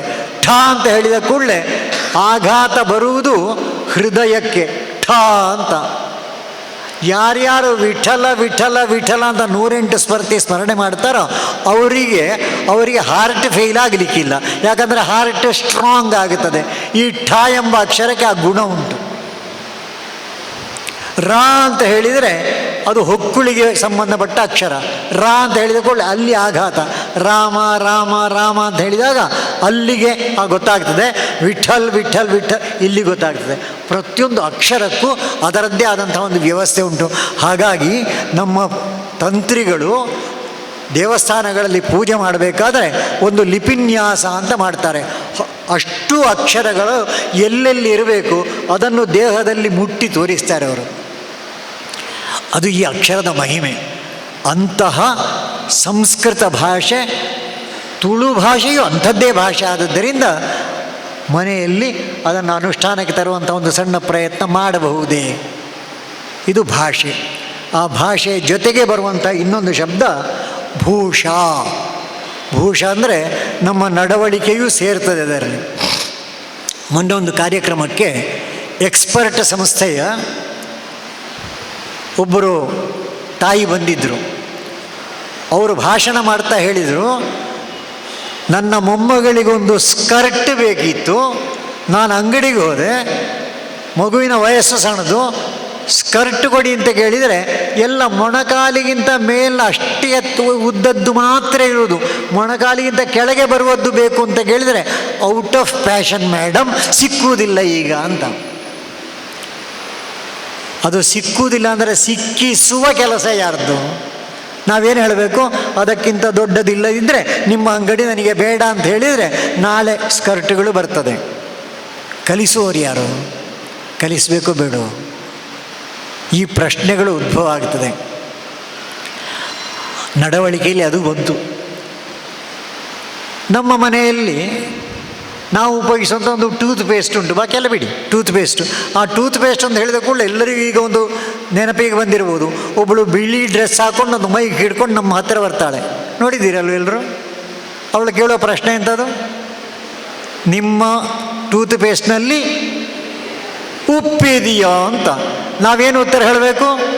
ನನ್ನ ಅಡುಗೆ ಮನೆಯಲ್ಲಿ ಪ್ರಥಮ ಸ್ಥಾನದಲ್ಲಿ ಅದಿರುವುದು ಅಂತ ಹೇಳಬೇಕು. ಯಾರಾದರೂ ಹೇಳಿದ್ದೀರಾ? ನಮಗೆ ಮರ್ತು ಹೋಗಿದೆ. ಉಪ್ಪು ಪೇಸ್ಟ್ನಲ್ಲಿ ಉಂಟು, ಮನೆಯಲ್ಲಿ ಉಂಟು ಅಂತ ಮರ್ತು ಹೋಗಿದೆ. ಹಾಗೆ ಪ್ರಶ್ನೆ ಕೇಳುವ ಆ ಪೇಸ್ಟು ಮಲ್ಟಿ ನ್ಯಾಷನಲ್ ಕಂಪನಿಯ ಪೇಸ್ಟು. ನಾವು ಯಾವ ಪೇಸ್ಟ್ ತಗೊಳ್ಬೇಕು? ಬಹಳ ವಿಷಯ ಸಣ್ಣದು. ನಾನು ಮೈಗೆ ಹಾಕೋ ಸೋಪು, ಯಾವ ಸೋಪು ನಾನು ತಗೊಳ್ಬೇಕು? ಇದು ನಾನು ಪ್ರಾರಂಭದಲ್ಲಿ ಹೇಳಿದಲ್ಲ, ಭಜನ ಆದ ನಂತರ ಚರ್ಚೆ ಆಗುವ ವಿಷಯದಲ್ಲಿ ಇದೆಲ್ಲ ಚರ್ಚೆ ಆಗಬೇಕು. ನಾವೆಲ್ಲ ಭಾರತದಲ್ಲಿದ್ದೇವೆ, ಸ್ವದೇಶಿ ವಸ್ತುಗಳನ್ನು ಬಳಕೆ ಮಾಡಬೇಕು. ಸ್ವಭಾಷಾ, ಸ್ವದೇಶ, ಸ್ವಭೂಷ, ಇದು ಚರ್ಚೆ ಆಗ. ನಾಳೆಯೇ ಎಲ್ಲವನ್ನು ಚೇಂಜ್ ಮಾಡಿ ಎಲ್ಲವನ್ನು ಕೊಂಡೋಗಿ ಬಿಸಾಡಿ ಅಲ್ಲ. ನಿಧಾನಕ್ಕೆ ಎಲ್ಲರನ್ನು ವಿಶ್ವಾಸಕ್ಕೆ ತಕ್ಕೊಂಡು ಎಲ್ಲರ ಮತವನ್ನು ಗಳಿಸಿ ಒಂದು ನಿಷ್ಕರ್ಷೆಗೆ ಬರಬೇಕು. ಸಣ್ಣ ಸಣ್ಣ ವಿಷಯಗಳು, ಪೇಸ್ಟು, ಬ್ರಷು, ಸೋಪು, ಇದೆಲ್ಲವೂ ಭಾರತೀಯ ಆಗಬೇಕು ಬೇಡ? ಹಾಗೆ ಹೇಳುವಾಗ ಇನ್ನೊಂದು ನೆನಪಾಗ್ತದೆ, ಎಲ್ಲ ಮನೆಗಳಲ್ಲಿಯೂ ಹುಟ್ಟುಹಬ್ಬ ಆಗ್ತದೆ. ದುಃಖ ಆಗೋದು ಯಾವಾಗಂದರೆ ವಯಸ್ಸಾದವರ ವೆಡ್ಡಿಂಗ್ ಆ್ಯನಿವರ್ಸರಿಯೂ ಮಾಡ್ತಾರೆ. ತಪ್ಪು ಅಂತ ಹೇಳೋದಿಲ್ಲ ನಾನು, ಮಾಡಬಹುದು. ಆದರೆ ಆ ವೆಡ್ಡಿಂಗ್ ಆ್ಯನಿವರ್ಸರಿಗೆ ಮನೆಗೆ ಏನು ಬರ್ತದೆ ಹೇಳಿ? ಹುಟ್ಟುಹಬ್ಬ ಬಿಡಿ, ವಯಸ್ಸಾದ 40 ವರ್ಷ ಮದುವೆ ಆದವರ ಮನೆಯಲ್ಲಿಯೂ ವೆಡ್ಡಿಂಗ್ ಆ್ಯನಿವರ್ಸರಿ ಆದರೆ ಏನು ಬರಲೇಬೇಕು. ಹೇಳಲಿಕ್ಕೆ ಸ್ವಲ್ಪ ಈಗ ಸಂಕೋಚ ಆಗ್ತದೆ. ಯಾವುದು ಬರಬಾರ್ದು ಅದೇ ಬರ್ತದಲ್ಲ. ಆ ದಿವಸ ಆನಂದ ಪಡುವ ದಿವಸ. ನನ್ನ ಮಗುವಿನ ಹುಟ್ಟುಹಬ್ಬ, ಮಗು ಶತಾಯುಷಿಯಾಗಬೇಕು, ದೀರ್ಘಕಾಲ ಎತ್ತರಕ್ಕೆ ಬೆಳಿಬೇಕು. ಎತ್ತರಕ್ಕೆ ಬೆಳಿಬೇಕಾದರೆ ಆ ಮಗುವನ್ನು ಕೂತ್ಕೊಳ್ಳಿಸಿ ಅಂಗಡಿಯಿಂದ ತಂದ ಆ ಕೇಕ್ ಅಲ್ಲಿಟ್ಟು ದೀಪವನ್ನು ಉರಿಸಿ ನಂದಿಸಿ ಚಾಕು ತಂದು ಇದನ್ನು ಕತ್ತರಿಸಿ ಯಾವ ಸಂಸ್ಕೃತಿ ಕೊಡ್ತೇವೆ ಇದ್ದೇವೆ ನಾವು? ಚರ್ಚೆ ಆಗಬೇಕು. ಸರಿ ತಪ್ಪು ಅಂತ ಹೇಳೋದಿಲ್ಲ ನಾನು, ಹೀಗೆ ಮಾಡಿ ಅದನ್ನು ಹೇಳಲಿಕ್ಕೆ ಹೊರಟದ್ದಲ್ಲ. ನಾನು ಹೇಳೋದು ನಮ್ಮ ಮನೆಯಲ್ಲಿ ಈ ವಿಷಯಗಳು ಚರ್ಚೆ ಆಗಬೇಕು ಅಂತ. ನಿರ್ಣಯ ಏನು ಬೇಕಾದ್ರೆ ತಗೊಳ್ಳುವ. ನನಗೆ ತಪ್ಪು ಅಂತ ಕಂಡದ್ದು ಇನ್ನೊಬ್ಬನಿಗೆ ಸರಿ ಅಂತ ಕಾಣಬಹುದು. ಆದರೆ ಆ ಸರಿ ತಪ್ಪುಗಳಲ್ಲಿ ನಿಷ್ಕರ್ಷೆ ಮಾಡಬೇಕಾದವರು ಮನೆ ಮಂದಿ ಎಲ್ಲರೂ ಕೂತ್ಕೊಂಡು ಅದರ ಪ್ರೋಸ್ ಆ್ಯಂಡ್ ಕಾನ್ಸ್ ಅಂತ ಹೇಳ್ತಾರೆ, ಸಕಾರಾತ್ಮಕ ಮತ್ತು ನಕಾರಾತ್ಮಕ ಭಾಗಗಳನ್ನು ಪಟ್ಟಿ ಮಾಡಿ. ಇವತ್ತು ಪಟ್ಟಿ ಮಾಡಲಿಕ್ಕೂ ಮರ್ತೋಗಿದೆಯಲ್ಲ. ಗಂಡ ಹೆಂಡತಿ ಇಬ್ಬರಿಗೆ ಸಣ್ಣ ಜಗಳ ಆದರೆ ಎಲ್ಲಿವರೆಗೆ ಹೋಗ್ತದೆ ಇವತ್ತು? ಒಂದು 50 ವರ್ಷದ ಹಿಂದೆ ಈ ದೇಶದಲ್ಲಿ ಡೈವರ್ಸ್ ಎಂಬ ಶಬ್ದವೇ ಇರಲಿಲ್ಲ, ಡಿಕ್ಷನರಿಯಲ್ಲಿ ಮಾತ್ರ ಇತ್ತು ಅಷ್ಟೇ. ಇವತ್ತು ವೇದಿಕೆಯಲ್ಲಿ ವಕೀಲರು ಕೂತ್ಕೊಂಡಿದ್ದಾರೆ. ಆ ಕೋರ್ಟಿಗೆ ಇವತ್ತು ಡೈವರ್ಸ್ ಕೇಸುಗಳು ಎಷ್ಟು ಬರ್ತದೆ? ಕಳೆದ 10 ವರ್ಷದಲ್ಲಿ ಎಷ್ಟಾಗಿದೆ? ಕಳೆದ 10 ವರ್ಷದಲ್ಲಿ ಬಿಡಿ, ಕಳೆದ ವರ್ಷ ಎಷ್ಟು ಕೇಸುಗಳು ಬಂದಿದೆ ಲೆಕ್ಕ ಹಾಕಿದಾಗ ಗಾಬರಿ ಆಗ್ತದೆ. ಯಾಕಂದರೆ ಗಂಡು ಹೆಣ್ಣು ಇಬ್ಬರು ಸಮಾನರು ಅಂತ ಯೋಚನೆ ಮಾಡ್ತಾರಲ್ಲ, ಅಲ್ಲಿಂದ ಬಂದ ಸಮಸ್ಯೆ. ಗಂಡು ಹೆಣ್ಣು ಈ ದೇಶದಲ್ಲಿ ಎಂದೂ ಸಮಾನರಲ್ಲ, ಗೊತ್ತಿರಲಿ. ಅಷ್ಟು ಹೇಳಿದಕೊಳ್ಳಿ ಕೆಲವರು ತಾಯಂದಿರಿಗೆ ಸ್ವಲ್ಪ ನೋವಾಗ್ತದೆ. ನೋವಾಗಬಾರ್ದು. ಯಾಕಂದರೆ ಈ ದೇಶದಲ್ಲಿ ಹೆಣ್ಣು ಮಗಳ ಬಗ್ಗೆ ಇರುವಂಥ ಕಲ್ಪನೆ ಎಂಥದ್ದು? ಮದುವೆಯ ದಿವಸ ಹುಡುಗಿಯ ಮನೆಯವರು ಹೇಳ್ತಾರೆ, ಎಮ್ಮ ಮನೆಯಂಗಳದಿ ಬೆಳೆದೊಂದು ಹೂವನ್ನು ನಿಮ್ಮ ಮಡಿಲೊಳಗಿಡಲು ತಂದಿಹೇವು. ಅಲ್ಲಿ ಮಡಿಲೊಳಗಿಡಲು ತಂದಿಹೇವು ಅಂತ ಹೇಳಿದರೆ ಅದನ್ನು ಕಾಪಾಡಬೇಕು ಅಂತ ಅರ್ಥ, ಅದನ್ನು ರಕ್ಷಣೆ ಮಾಡಬೇಕು ಅಂತ ಅರ್ಥ, ಅದರಿಂದ ಪ್ರೇರಣೆ ಪಡಿಬೇಕು ಅಂತ ಅರ್ಥ. ಅದರ ಅರ್ಥ ಅದು ಸಣ್ಣದು ಅಂತಲ್ಲ. ಅದೇ ಕವಿತೆಯ ಕೊನೆಯ ಸಾಲಿನಲ್ಲಿ ಆ ಕವಿ ಹಾಡ್ತಾರೆ, ಅದು ಅದ್ಭುತವಾದ್ದು. ಮನೆಯಲ್ಲಿ ಗಂಡಸರು ಎಷ್ಟು ಎತ್ತರಕ್ಕೆ ಬೆಳೆದರೂ ಒಂದು ಮನೆಯ ಹೆಸರನ್ನು ಮಾತ್ರ ಬೆಳಗಿಸಬಲ್ಲರು. ಆದರೆ ಹೆಣ್ಣು ಮಗುವಿನ ಬಗ್ಗೆ ಏನು ಹೇಳಿದರು? 2 ಮನೆಗಳ ಹೆಸರು ಖ್ಯಾತಿಗಳು ಬೆಳೆವಂತೆ ತುಂಬಿದ ಆಯುಷ್ಯದಲ್ಲಿ ಬಾಳಿ ಬದುಕು ಅಂತ. ಹೆಣ್ಣು ಮಗು ಅಂದರೆ 2 ಮನೆಗಳನ್ನು ಬೆಳಗುವಳು, ಗಂಡಸಿಗಿಂತ ಸ್ವಲ್ಪ ಎತ್ತರದಲ್ಲಿದ್ದಾಳೆ. ಹಾಗಾಗಿ ಈ ದೇಶದಲ್ಲಿ ಹೆಣ್ಣು ಗಂಡು ಸಮಾನ ಅಲ್ಲ, ಹೆಣ್ಣು ಒಂದು ಸ್ವಲ್ಪ ಎತ್ತರ. ಹೆಣ್ಣಿನ ಸ್ಥಾನ ತಾಯಿಯ ಸ್ಥಾನ. ಅಮ್ಮ ಎಂಬ ಶಬ್ದಕ್ಕಿರುವಷ್ಟು ಗೌರವ ಜಗತ್ತಿನಲ್ಲಿ ಈ ದೇಶ ಕೊಟ್ಟದ್ದು ಬೇರೆ ಯಾವ ಶಬ್ದಕ್ಕೂ ಇಲ್ಲ. ಮಗುವಿನ ಅಳುವಿನಲ್ಲಿ ಮಗುವಿಗೆ ಹಸಿದು ಅಳುವುದು, ನೋವಿನಿಂದ ಅಳುವುದು ಅಂತ ಹೇಳೋದು ತಾಯಿಗೆ ಮಾತ್ರ ಗೊತ್ತಾಗೋದು. ಮಗು ಅಳುವಾಗ ತಾಯಿ ಗೊತ್ತಾಗ್ತದೆ. ಹಸಿವಾಗಬೇಕು ಅಂತಿದ್ರೆ ಹಾಲು ಕೊಡಲಿಕ್ಕೆ ಹೋಗ್ತಾಳೆ, ಆದರೆ ಅಳು ನೋಡಿದ ಕೂಡಲೇ ಕೇಳಿದ ಕೂಡಲೇ ಅದರಲ್ಲಿ ವ್ಯತ್ಯಾಸ ಆದರೆ ಗಾಬರಿ ಆಗ್ತಾಳೆ. ಮಗುವನ್ನು ಎತ್ತಿ ನೋಡ್ತಾಳೆ, ಹಣೆ ಮುಟ್ಟುತ್ತಾಳೆ, ಬಿಸಿ ನೀರು ತಂದು ಒಂದು ಚಮಚ ಬಾಯಿಗೆ ಕೊಡ್ತಾಳೆ. ಆಮೇಲೆ ಗಂಡನಿಗೆ ಫೋನ್ ಮಾಡಿ ಹೇಳ್ತಾಳೆ, ಬನ್ನಿ ಸ್ವಲ್ಪ ಮಗುವಿಗೇನು ಆರೋಗ್ಯ ಸರಿ ಇಲ್ಲ. ಮಗುವಿಗೆ ಮಾತಾಡಲಿಕ್ಕೆ ಬರೋದಿಲ್ಲ, ಆದರೆ ಮಗುವಿನ ಅಳುವನ್ನು ಕೇಳುವ ತಾಯಿಗೆ ಭಗವಂತ ಈ ಶಕ್ತಿ ಕೊಟ್ಟಿದ್ದಾನೆ. ಈ ದೇಶದಲ್ಲಿ ಅಮ್ಮನಷ್ಟು ಎತ್ತರ ಯಾರಾದರೂ ಇದ್ದಾರೆ? ಪೂಜ್ಯ ಪೇಜಾವರ್ಷಿಗಳು, ಹಿಂದಿನ ಪೇಜಾವರ್ಷಿಗಳು ಹೇಳಿದ್ದು ಒಂದು ಘಟನೆ ನೆನಪಾಗ್ತದೆ. ತುಂಬ ಜನ ತಾಯಂದಿರು ಸೇರಿದ್ದರು. ಆ ತಾಯಂದಿರು ಸೇರಿದ ಸಭೆಯಲ್ಲಿ ಪೇಜಾವರ್ಷಿಗಳು ಹೇಳಿದರು, ನಿಮ್ಮ ಹತ್ರ ಎಲ್ಲ ನನ್ನದೊಂದು ಪ್ರಾರ್ಥನೆ ಉಂಟು, ನೀವೆಲ್ಲರೂ ಕೈಕೇಯಿಗಳಾಗಬೇಕು ಅಂತ. ಈ ಕೈಕೇಯಿ ಆಗಬೇಕು ಅಂತ ಹೇಳಿದപ്പോൾ ಹೆಣ್ಣು ಮಕ್ಕಳೆಲ್ಲ ಗಾಬರಿಯಾದರು. ಪೇಜಾವರ್ಷಿಗಳು ಹೇಳಿದರು, ನಾನು ತಿಳಿದೇ ಹೇಳಿದ್ದು ನೀವೆಲ್ಲರೂ ಕೈಕೇಯಿಗಳಾಗಬೇಕು ಅಂತ. ಹೆಣ್ಣು ಮಕ್ಕಳಿಗೆ ಸ್ವಲ್ಪ ನೋವಾಯಿತು, ಕೆಲವರಿಗೆ ಸಿಟ್ಟು ಬಂದಿರಬಹುದು. ಆದರೆ ಮುಂದಿನ ವಾಕ್ಯ ಹೇಳಿದಾಗ ಎಲ್ಲ ತಾಯಂದಿರ ಕಣ್ಣಲ್ಲಿ ಆನಂದ ಭಾಷ್ಪ. ಅವ್ರು ಹೇಳಿದ್ದೇನೆಂದರೆ, ನೀವೆಲ್ಲರೂ ಭರತನ ಹಾಗಿರುವ ಮಗುವಿಗೆ ಜನ್ಮ ಕೊಡಿ ಅಂತ. ಈ ದೇಶದ ಭರತ ಇದ್ದಾನಲ್ಲ, ಕೈಕೇಯಿಯ ಸುಪುತ್ರ ಭರತ, ಜಗತ್ತಿನ ಯಾವ ಕ್ಯಾರೆಕ್ಟರು ಆ ಎತ್ತರಕ್ಕೆ ಬರಲಿಕ್ಕೆ ಸಾಧ್ಯ ಇಲ್ಲ. ಭರತ ತಾನು ಮಾಡದ ತಪ್ಪಿಗೆ ಜೀವನ ಪೂರ್ತಿ ಪ್ರಾಯಶ್ಚಿತ್ತ ಮಾಡಿದಂಥ ಏಕೈಕ ವ್ಯಕ್ತಿ. ಅಂತಹ ಭರತನಿಗೆ ಜನ್ಮ ಕೊಡಬೇಕಾದರೆ ತಾಯಿ ಬೇಕು.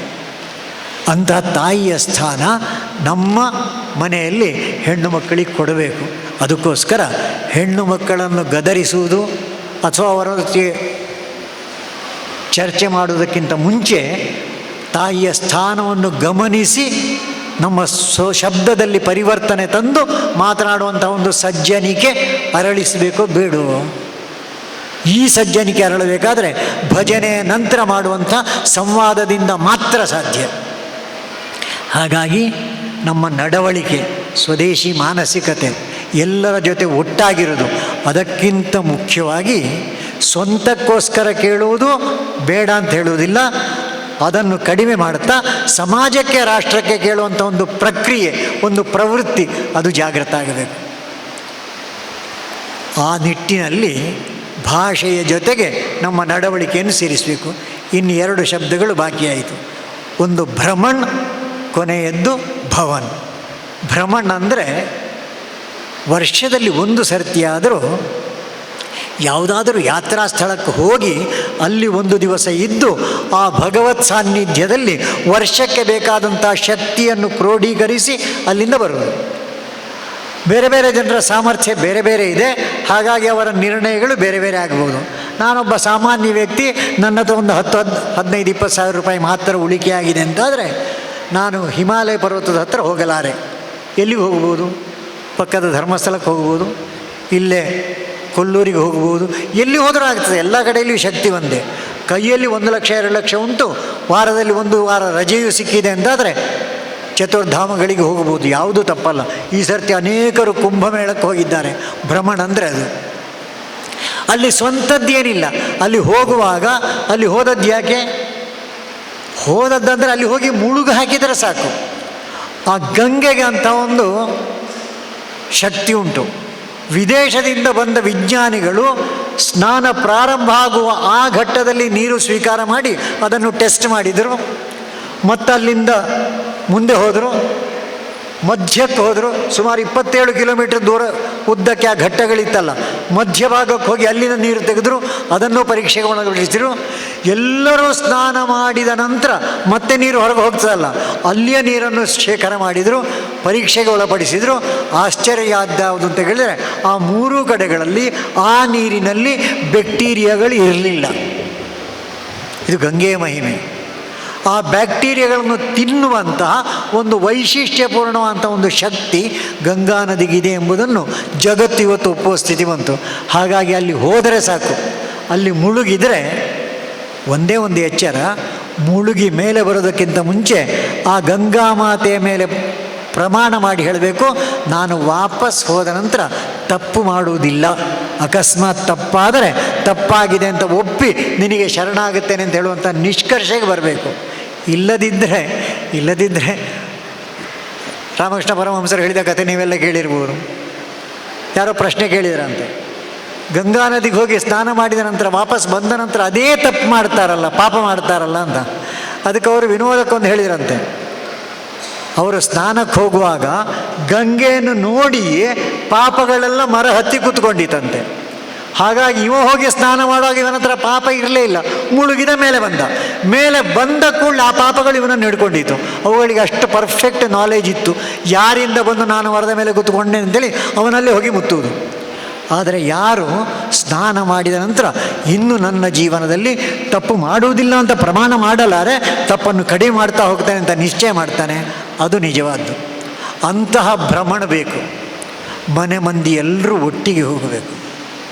ಒಬ್ಬ ಹೋಗಿ ಪುಣ್ಯವನ್ನು ಹಂಚುತ್ತೇನೆ ಅಂತ ಹೇಳಲಿಕ್ಕೆ ಆಗೋದಿಲ್ಲ.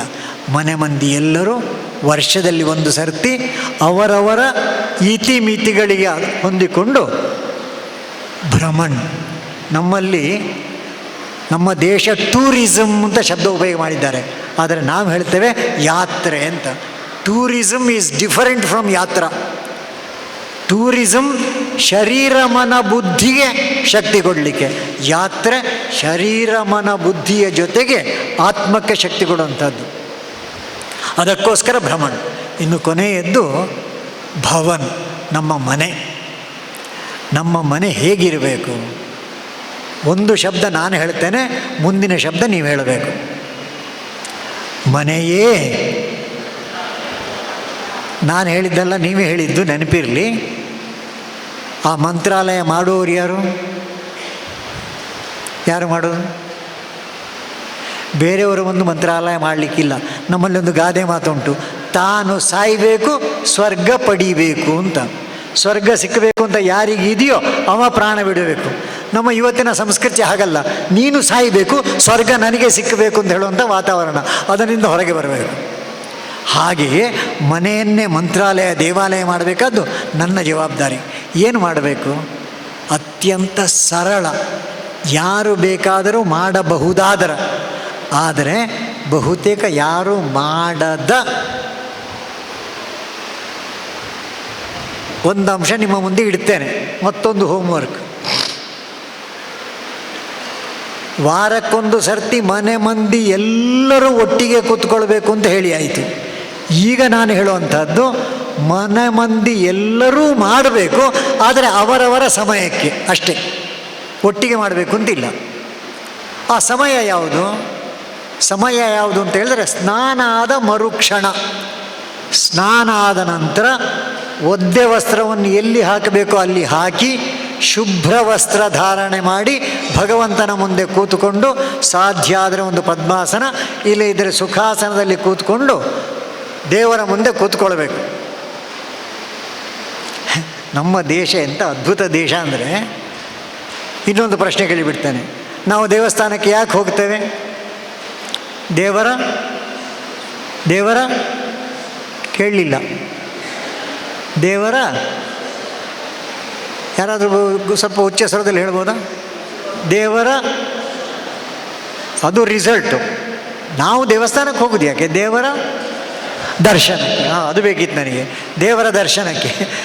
ಈಗ ನಿಮ್ಮ ಹತ್ರ ಒಂದು ಪ್ರಶ್ನೆ, ದೇವರ ದರ್ಶನಕ್ಕೆ ಹೋದ ನಾವೆಲ್ಲ ಹೋಗಿ ಏನು ಮಾಡಿದ್ದು ನೆನಪಾಗ್ತದ? ಇಲ್ಲೇ ದೇವರ ದರ್ಶನ ಮಾಡಿ ಅಲ್ಲಿ ಮುಂದೆ ಕೂತ್ಕೊಂಡು ಆ ವಿಗ್ರಹವನ್ನು ನೋಡ್ತಾ ಇದ್ದ ಹಾಗೆ ಎರಡು ಕೈಗಳು ಪ್ರಣಾಮ ಸ್ಥಿತಿಗೆ ಬರ್ತದೆ. ಆಮೇಲೆ ಕಣ್ಣೇನಾಗ್ತದೆ? ಏನು ಮಾಡ್ತೇವೆ? ನೆನಪಾಗ್ತದೆ. ಏನು ಮಾಡ್ತೇವೆ? ಮುಚ್ಚುತ್ತೇವೆ. ಹೋದ್ದೆಂಥದಕ್ಕೆ? ದರ್ಶನಕ್ಕೆ. ಮಾಡಿದ್ದೆಂಥದ್ದು? ಇದು ಭಾರತ. ನಾವು ಕಣ್ಣು ಮುಚ್ಚಿದ ನಂತರ ದರ್ಶನ ಆಗುವುದು ಹೇಗೆ ಅಂತ ಅನೇಕರಿಗೆ ಪ್ರಶ್ನೆ ಬರ್ತದೆ. ಕಣ್ಣು ಮುಚ್ಚಿದಾಗಲೇ ನಿಜವಾದ ದರ್ಶನ. ಅಲ್ಲಿ ಹೋಗಿ ಕಣ್ಣು ಬಿಟ್ಟರೆ ಆಗ ತಾನೇ ಪೂಜೆ ಆಯಿತು. ನೀವೆಲ್ಲ ನೋಡಿರ್ಬೋದು, ಅಲ್ಲಿ ವಿಗ್ರಹ ಕಾಣ್ತದೆ, ಪೂಜೆ ಮಾಡುವವರು ಕಾಣ್ತಾರೆ, ಸುತ್ತಲೂ ಇಂಥ ನಾವೆಲ್ಲರೂ ಕಾಣ್ತೇವೆ, ಎಲ್ಲರೂ ಕಾಣ್ತಾರೆ. ಎಲ್ಲರೂ ಕಂಡ್ರೆ ಭಗವಂತನಿಗೆ ಸಾಕಾಗುವುದಿಲ್ಲ. ಭಗವಂತ ಮಾತ್ರ ಕಾಣಬೇಕಾದರೆ ಕಣ್ಣು ಮುಚ್ಚಿದಾಗ ಆ ವಿಗ್ರಹ ಬಿಟ್ಟು ಬೇರೇನು ಕಾಣುವುದಿಲ್ಲ. ಇದು ಭಾರತದ ಕಣ್ಣಿನ ವೈಶಿಷ್ಟ್ಯ. ಹೊರಗಿನ ಕಣ್ಣಿನ ಹೆಸರು ಚರ್ಮಚಕ್ಷು, ಒಳಗಿನ ಕಣ್ಣಿನ ಹೆಸರು ಮನಶ್ಚಕ್ಷು ಅಂತ. ನಮ್ಮ ಮನಶ್ಚಕ್ಷು ಅರಳಬೇಕು. ಅದರ ಜೊತೆಗೆ ಜ್ಞಾನಚಕ್ಷು, ಅದು ಬುದ್ಧಿಗೆ ಸಂಬಂಧಪಟ್ಟದ್ದು. ಇದಕ್ಕಿಂತ ಒಂದು ಹೆಚ್ಚು ಮೇಲಿನದ್ದು. ನಮ್ಮ ದೇಹದಲ್ಲಿ 4 ಭಾಗಗಳು. ಶರೀರ, ಅದು ಹೊರಗಿನ ಕಣ್ಣು. ಮನಸ್ಸು, ಅದು ಮನಸ್ಸಿನ ಕಣ್ಣು, ಮನಶ್ಚಕ್ಷು. ಬುದ್ಧಿ, ಅದು ಪ್ರಜ್ಞಾಚಕ್ಷು. ಶರೀರ ಮನ ಬುದ್ಧಿಗಿಂತ ಆಚೆಗೆ ನಾನೇನಾದರೂ ಸ್ವಲ್ಪ ತಪಸ್ಸು ಮಾಡಿದರೆ ಅದಕ್ಕಿಂತ ಹೆಚ್ಚು ಸಿಗ್ತದೆ ನಮಗೆ. ಅದನ್ನು ಹೇಳೋದು ದಿವ್ಯ ಚಕ್ಷು ಅಂತ. ನಮ್ಮ 4 ಕಣ್ಣುಗಳು ಅರಳಬೇಕು. ಆ 4ನೇ ಕಣ್ಣು ಅರಳಿಸುವುದು ನಮ್ಮ ಸಾಧನೆಯಲ್ಲಿರುವುದು. ಉಳಿದದ್ದೆಲ್ಲ ನಮ್ಮ ಕೈಯಲ್ಲಿದೆ. ಕಣ್ಣು, ಮನಸ್ಸು, ಬುದ್ಧಿ, ಇದು ನಮ್ಮಲ್ಲಿರುವುದರಿಂದ ಆ ಚಕ್ಷುವನ್ನು ಅರಳಿಸ್ತಾ ಭಗವಂತನ ಮುಂದೆ ನೋಡಿ ಕೂತು ಕಣ್ಣು ಮುಚ್ಚಬೇಕು. ಮುಚ್ಚಿದ ನಂತರ ಮಾಡಬೇಕಾದ ಒಂದು ಸಣ್ಣ ಕೆಲಸ, ನನ್ನ ಇಷ್ಟ ದೇವತೆಯ ಮಂತ್ರವನ್ನು, ಸಣ್ಣ ಮಂತ್ರ ಅದು. ಶಿವನ ಭಕ್ತರಾದರೆ ಓಂ ನಮಃ ಶಿವಾಯ ಅಂತ ಹೇಳ್ತಾರೆ. ವಿಷ್ಣುವಿನ ಭಕ್ತನಾದರೆ ಓಂ ನಮೋ ನಾರಾಯಣಾಯ ಅಂತ ಹೇಳ್ತಾರೆ. ಯಾರನ್ನು ಬೇಕಾದರೆ ಹೇಳ್ಬೋದು. ತಾಯಿಯ ಭಕ್ತರಾದರೆ ದುರ್ಗಾಂಬಾಯೈ ನಮಃ, ಸರಸ್ವತಿಯೈ ನಮಃ, ಯಾವುದನ್ನು ಬೇಕಾದ್ರೆ ಹೇಳಿ. ಆ ಒಂದು ಮಂತ್ರವನ್ನು 108 ಬಾರಿ ಪಠಿಸಬೇಕು. ಕಣ್ಣು ಮುಚ್ಚಿ ಶ್ರದ್ಧಾಭಕ್ತಿಗಳಿಂದ ಯಾವ ಮಂತ್ರ ಆದರೂ ಆಯಿತು. ಗಣಪತಿ ಆದರೆ ಗಂಗಣಪತಿಯೇ ನಮಃ, ನಮಗೆ ಬೇಕಾದ್ದು. ಯಾವ ಮಂತ್ರವೂ ಸಿಕ್ಕದಿದ್ದರೆ ಶ್ರೀರಾಮ್ ಜೈ ರಾಮ್ ಜೈ ಜೈ ರಾಮ್ ಅದನ್ನು ಹೇಳಿದರೂ ಸಾಕು, ಯಾವುದೂ ಆಗ್ತದೆ. 108 ಸರ್ತಿ ಹೇಳಬೇಕು. 108 ಸರ್ತಿಯೇ ಯಾಕೆ ಹೇಳಬೇಕು? ಮನೆಗೆ ಹೋದ ನಂತರ ಸ್ವಲ್ಪ ಮೊಬೈಲ್ ತೆಕ್ಕೊಂಡು, ಒಬ್ಬಳು ಅಮ್ಮ ಇದ್ದಾಳಲ್ಲ ಇದರೊಳಗೆ, ಗೂಗಲ್ ಅಮ್ಮ ಅಂತ ಅವಳ ಹೆಸರು, ಆ ಗೂಗಲ್ ಅಮ್ಮನ ಹತ್ರ ಪ್ರಶ್ನೆ ಕೇಳಿ 108ರ ವೈಶಿಷ್ಟ್ಯ ಏನು ಅಂತ 10 ಪುಟ ಉತ್ತರ ಬರ್ತದೆ. ಅದ್ಭುತ ಅದು. 108 ಎಂಬ ಸಂಖ್ಯೆ ಉಂಟಲ್ಲ, ಅತ್ಯಂತ ಶ್ರೇಷ್ಠ ಸಂಖ್ಯೆ, ಜಗತ್ತಿಗೆ ಭಾರತ ಕೊಟ್ಟಂಥ ಸಂಖ್ಯೆ ಅದು.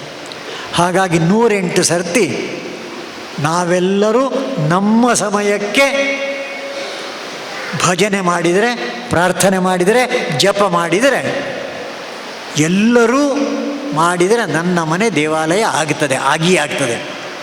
ಇದು ಮೊದಲನೇದ್ದು. ಎರಡನೆಯದ್ದು, ಮನೆಯ ಮೊದಲ, ಅದು ನೀವೇ ಉತ್ತರ ಹೇಳಿದ್ದು, ನಾನಲ್ಲ. ನನ್ನ ಮನೆಯನ್ನು ದೇವಾಲಯ ಮಾಡಬೇಕಾದ್ದು ನಾನೇ, ನನ್ನ ಮನೆಯನ್ನು ವಿದ್ಯಾಲಯ ಮಾಡಬೇಕಾದ್ದು ನಾನೇ. ಹೇಗೆ ಮಾಡೋದು? ಒಂದು ಮನೆ ವಿದ್ಯಾಲಯ ಆಗೋದು ಹೇಗೆ? ತುಂಬ ಆನಂದ ಆದ ಒಂದು ಘಟನೆ ಹೇಳಿಬಿಡ್ತೇನೆ ನಾನು. ನನ್ನೊಬ್ಬರು ಸ್ನೇಹಿತರು ಒಂದು ಮನೆಗೆ ಹೋಗಿದ್ದರು. ಅವರು ಮೊನ್ನೆ ಹೇಳಿದ ಘಟನೆ. ಮನೆಗೆ ಹೋದಾಗ ಆದಿತ್ಯವಾರ ದಿವಸ ಆ ಮನೆಯ ಒಬ್ಬಳು ಹೆಣ್ಣು ಮಗಳು ಒಂದು 10 ಜನ ಮಕ್ಕಳಿಗೆ ಭಗವದ್ಗೀತೆಯ ಶ್ಲೋಕಗಳನ್ನು ಕಲಿಸಿಕೊಡ್ತಾ ಇದ್ಲು. ಅವರಿಗೆ ಅದು ಆಶ್ಚರ್ಯ ಆಗಲಿಲ್ಲ. ಮನೆಯೊಳಗೆ ಹೋಗುವಾಗ ಈ 10 ಜನ ಮಕ್ಕಳು ಬಂದಿದ್ರಲ್ಲ, ಅವರ ಚಪ್ಪಲಿಗಳು ಸಾಲಾಗಿ ಇಟ್ಟಿತ್ತು. ಅವರು ಒಂದು ಮಗುವಿನ ಹತ್ರ ಕೇಳಿದರು, ಅದು ಯಾರ್ದು ಚಪ್ಪಲು ಅಂತ. ನಮ್ಮದು ಅಂತ ಹೇಳಿದರು. ಅದ್ಯಾಕೆ ನೀವು ಸಾಲಾಗಿಟ್ಟದ್ದು ಅಂತ ಕೇಳಿದರು. ಮಾತಾಜಿ ಹೇಳಿದ್ದಾರೆ. ಸ್ವರ ಸಣ್ಣದಾಯಿತು. ಮಾತಾಜಿ ಹೇಳಿದ್ದಾರೆ ಬಂದ ಕೂಡಲೇ ಚಪ್ಪಲಿಗಳನ್ನೆಲ್ಲ ಸಾಲಾಗಿಡಬೇಕು ಅಂತ. ಹೋಗಿ ನೋಡಿದವನಿಗೆ ಬೇರೆ ಪಾಠ ಬೇಕೋ? ಆ ಸಾಲು ಚಪ್ಪಲಿಗಳು ನಮಗೆ ಪಾಠ ಕಲಿಸ್ತದೋ ಇಲ್ವೋ? ನಾನೊಂದು ಮನೆಗೆ ಹೋದಾಗ ಆ ಮನೆ ಎದುರು ಭಾಗದಲ್ಲಿ ರಂಗವಲ್ಲಿ ಇದ್ದರೆ ಅದರ ಅರ್ಥ ಎಂಥದ್ದು? ನಮ್ಮ ಮನೆಯಲ್ಲಿ ಒಂದು ರಂಗವಲ್ಲಿ ಹಾಕಬೇಕು, ಪಾಠ ಹೌದಲ್ವ?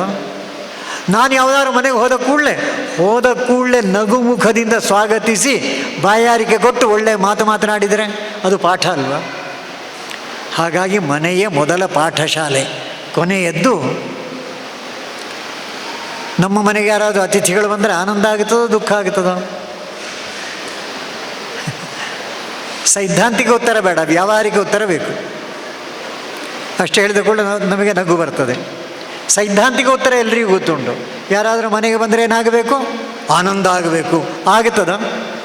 ಒಬ್ಬಳು ಕಾಲೇಜು ವಿದ್ಯಾರ್ಥಿನಿ ನನಗೊಂದು ಉತ್ತರ ಕೊಟ್ಟು ಬಿಟ್ಟಿದ್ಲು. ಆಶ್ಚರ್ಯವೂ ಆಯಿತು, ನಗುವು ಬಂತು.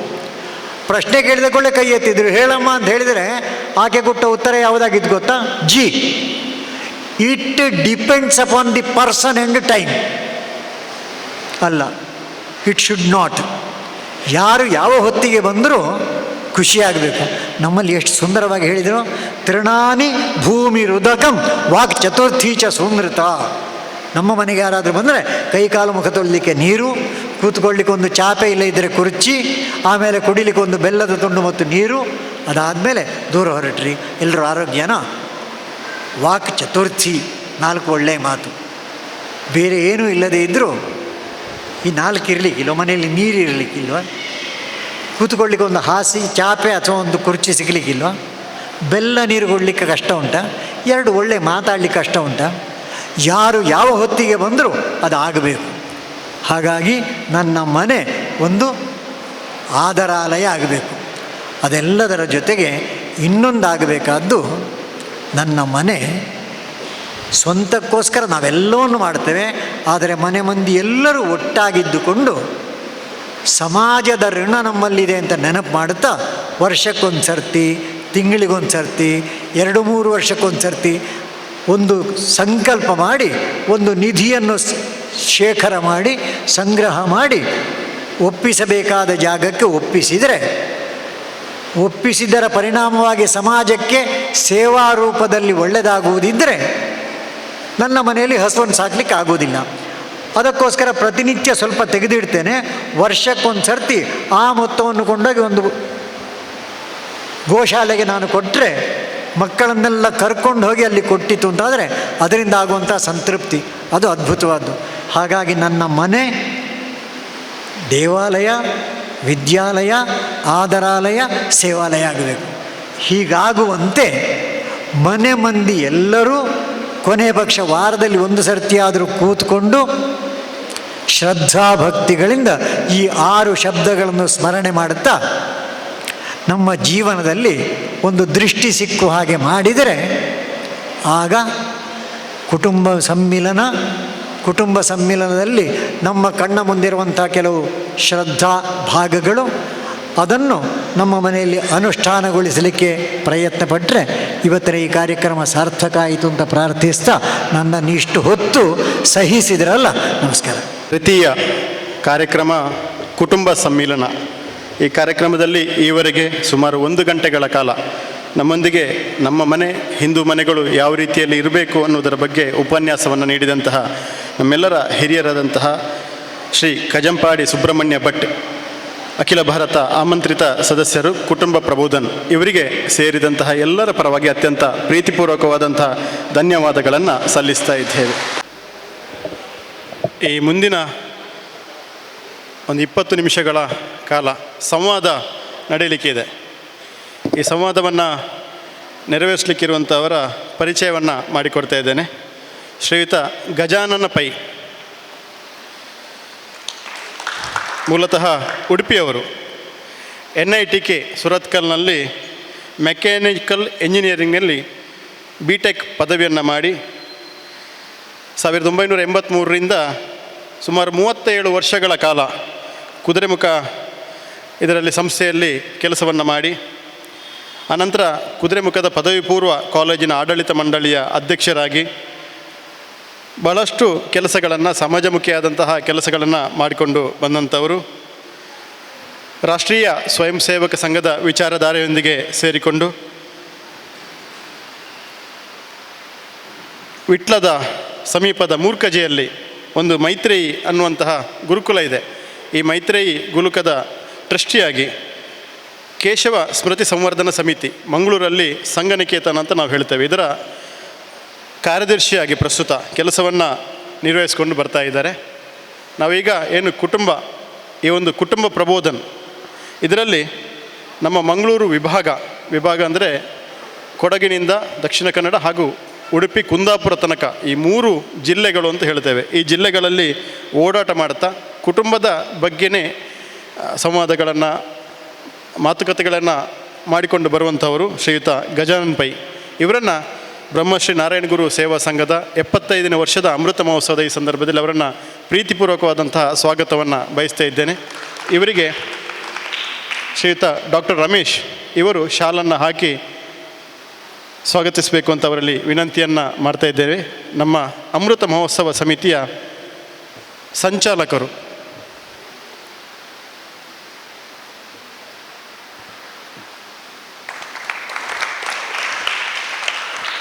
ಮುಂದಿನ 30 ನಿಮಿಷಗಳ ಕಾಲ ಅವರು ನಮ್ಮೊಂದಿಗೆ ಮುಕ್ತವಾದಂತಹ ಸಂವಾದ, ಹಾಗಾಗಿ ನಾವೆಲ್ಲರೂ ಅವರು ಅವರೊಟ್ಟಿಗೆ ಮಾತುಕತೆಯನ್ನು ನಡೆಸಬೇಕು ಅಂತ ತಮ್ಮಲ್ಲೆಲ್ಲ ವಿನಂತಿಯನ್ನು ಮಾಡಿ ಈ ಮುಂದಿನ ಅವಧಿಯನ್ನು ಅವರು ತಗೊಳ್ಬೇಕಂತ ಕೇಳಿಕೊಳ್ತಾ ಇದ್ದೇನೆ. ಸಂವಾದ ಅಂತೇಳಿ ಹೇಳಿದ್ದಾರೆ, ಹಾಗೆ ನಾನೊಬ್ಬನೇ ಮಾತಾಡಿದರೆ ಅದು ಸಂವಾದ ಆಗೋದಿಲ್ಲ, ಉಪನ್ಯಾಸ ಆಗ್ತದೆ. ನೀವು ಕೂಡ ಇದರಲ್ಲಿ ಪಾಲ್ಗೊಂಡ್ರೆ ಆವಾಗ ಇದು ಸಂವಾದ ಅಂತಾಗತ್ತೆ. ಈಗಾಗಲೇ ಕಜಂಪಾಡಿ ಸುಬ್ರಹ್ಮಣ್ಯ ಭಟ್ರು ಕುಟುಂಬದ ವಿಷಯದಲ್ಲಿ ಸಾಕಷ್ಟು ಮಾಹಿತಿ, ಮಾರ್ಗದರ್ಶನ ಇದನ್ನೆಲ್ಲ ನಮಗೆ ಕೊಟ್ಟಿದ್ದಾರೆ.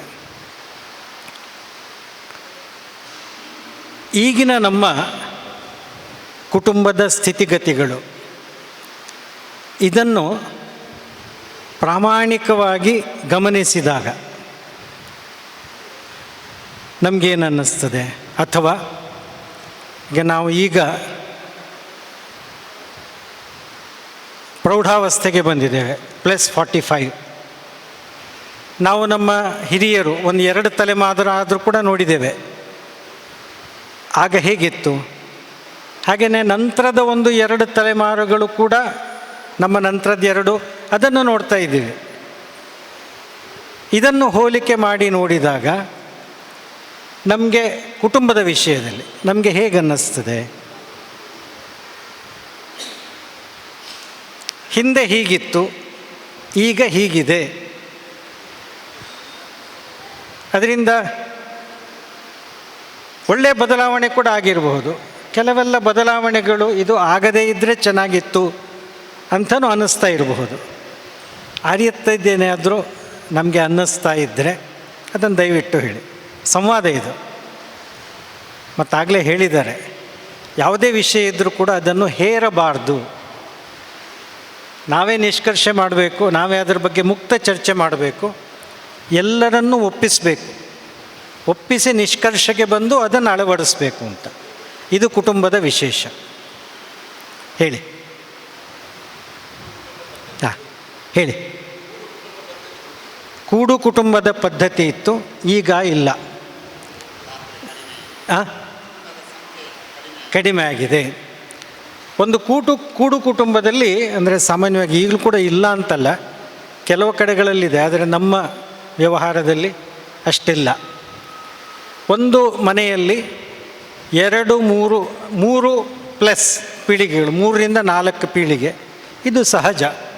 ಅದರ ಜೊತೆಗೆ ಮನೆಯವರೆಲ್ಲರೂ ಕೂಡ ಒಂದೇ ಮನೆಯಲ್ಲಿ, ಅಣ್ಣ ತಮ್ಮಂದಿರು, ಅಕ್ಕ ತಂಗಿಯಂದಿರಂತೂ ಹೊರಗೆ ಹೋಗಲೇಬೇಕು, ಆದರೆ ಅಣ್ಣ ತಮ್ಮಂದಿರು ಇವರೆಲ್ಲ ಒಟ್ಟಿಗೆ ಇರುವಂಥದ್ದು. ಒಂದು ಮನೆಯಲ್ಲಿ 15 ಜನ 20 ಜನ ಇದೆಲ್ಲ ಇರುವಂಥದ್ದು ತುಂಬ ಸಹಜ ಇತ್ತು. ಈಗ ಆ ರೀತಿಯ ಮನೆಗಳು ಕಡಿಮೆ. ಹಾಗೆ ಹೇಳಿದ್ರಲ್ಲ, ಒಂದು ಕುಟುಂಬದಲ್ಲಿ ಎಷ್ಟು ಅಂತೇಳಿ ಹೇಳಿದ್ದಕ್ಕೆ 6 ಹೇಳಿದರು. ಅಪ್ಪ ಅಮ್ಮ, ಆಮೇಲೆ ನಂತರದ 2 ಮಗ ಮತ್ತು ಸೊಸೆ, ಅವರಿಗೆ 2 ಮಕ್ಕಳು, ಹೀಗೆ 6 ಅಂತೇಳಿ ಬಂತು. ಇದು ಅಣು ಕುಟುಂಬ ಅಂತ ಹೇಳ್ಬೋದು, ಅಂದರೆ ನ್ಯೂಕ್ಲಿಯಸ್ ಫ್ಯಾಮಿಲಿ. ಸರಿ, ಒಂದು. ಮತ್ತೆ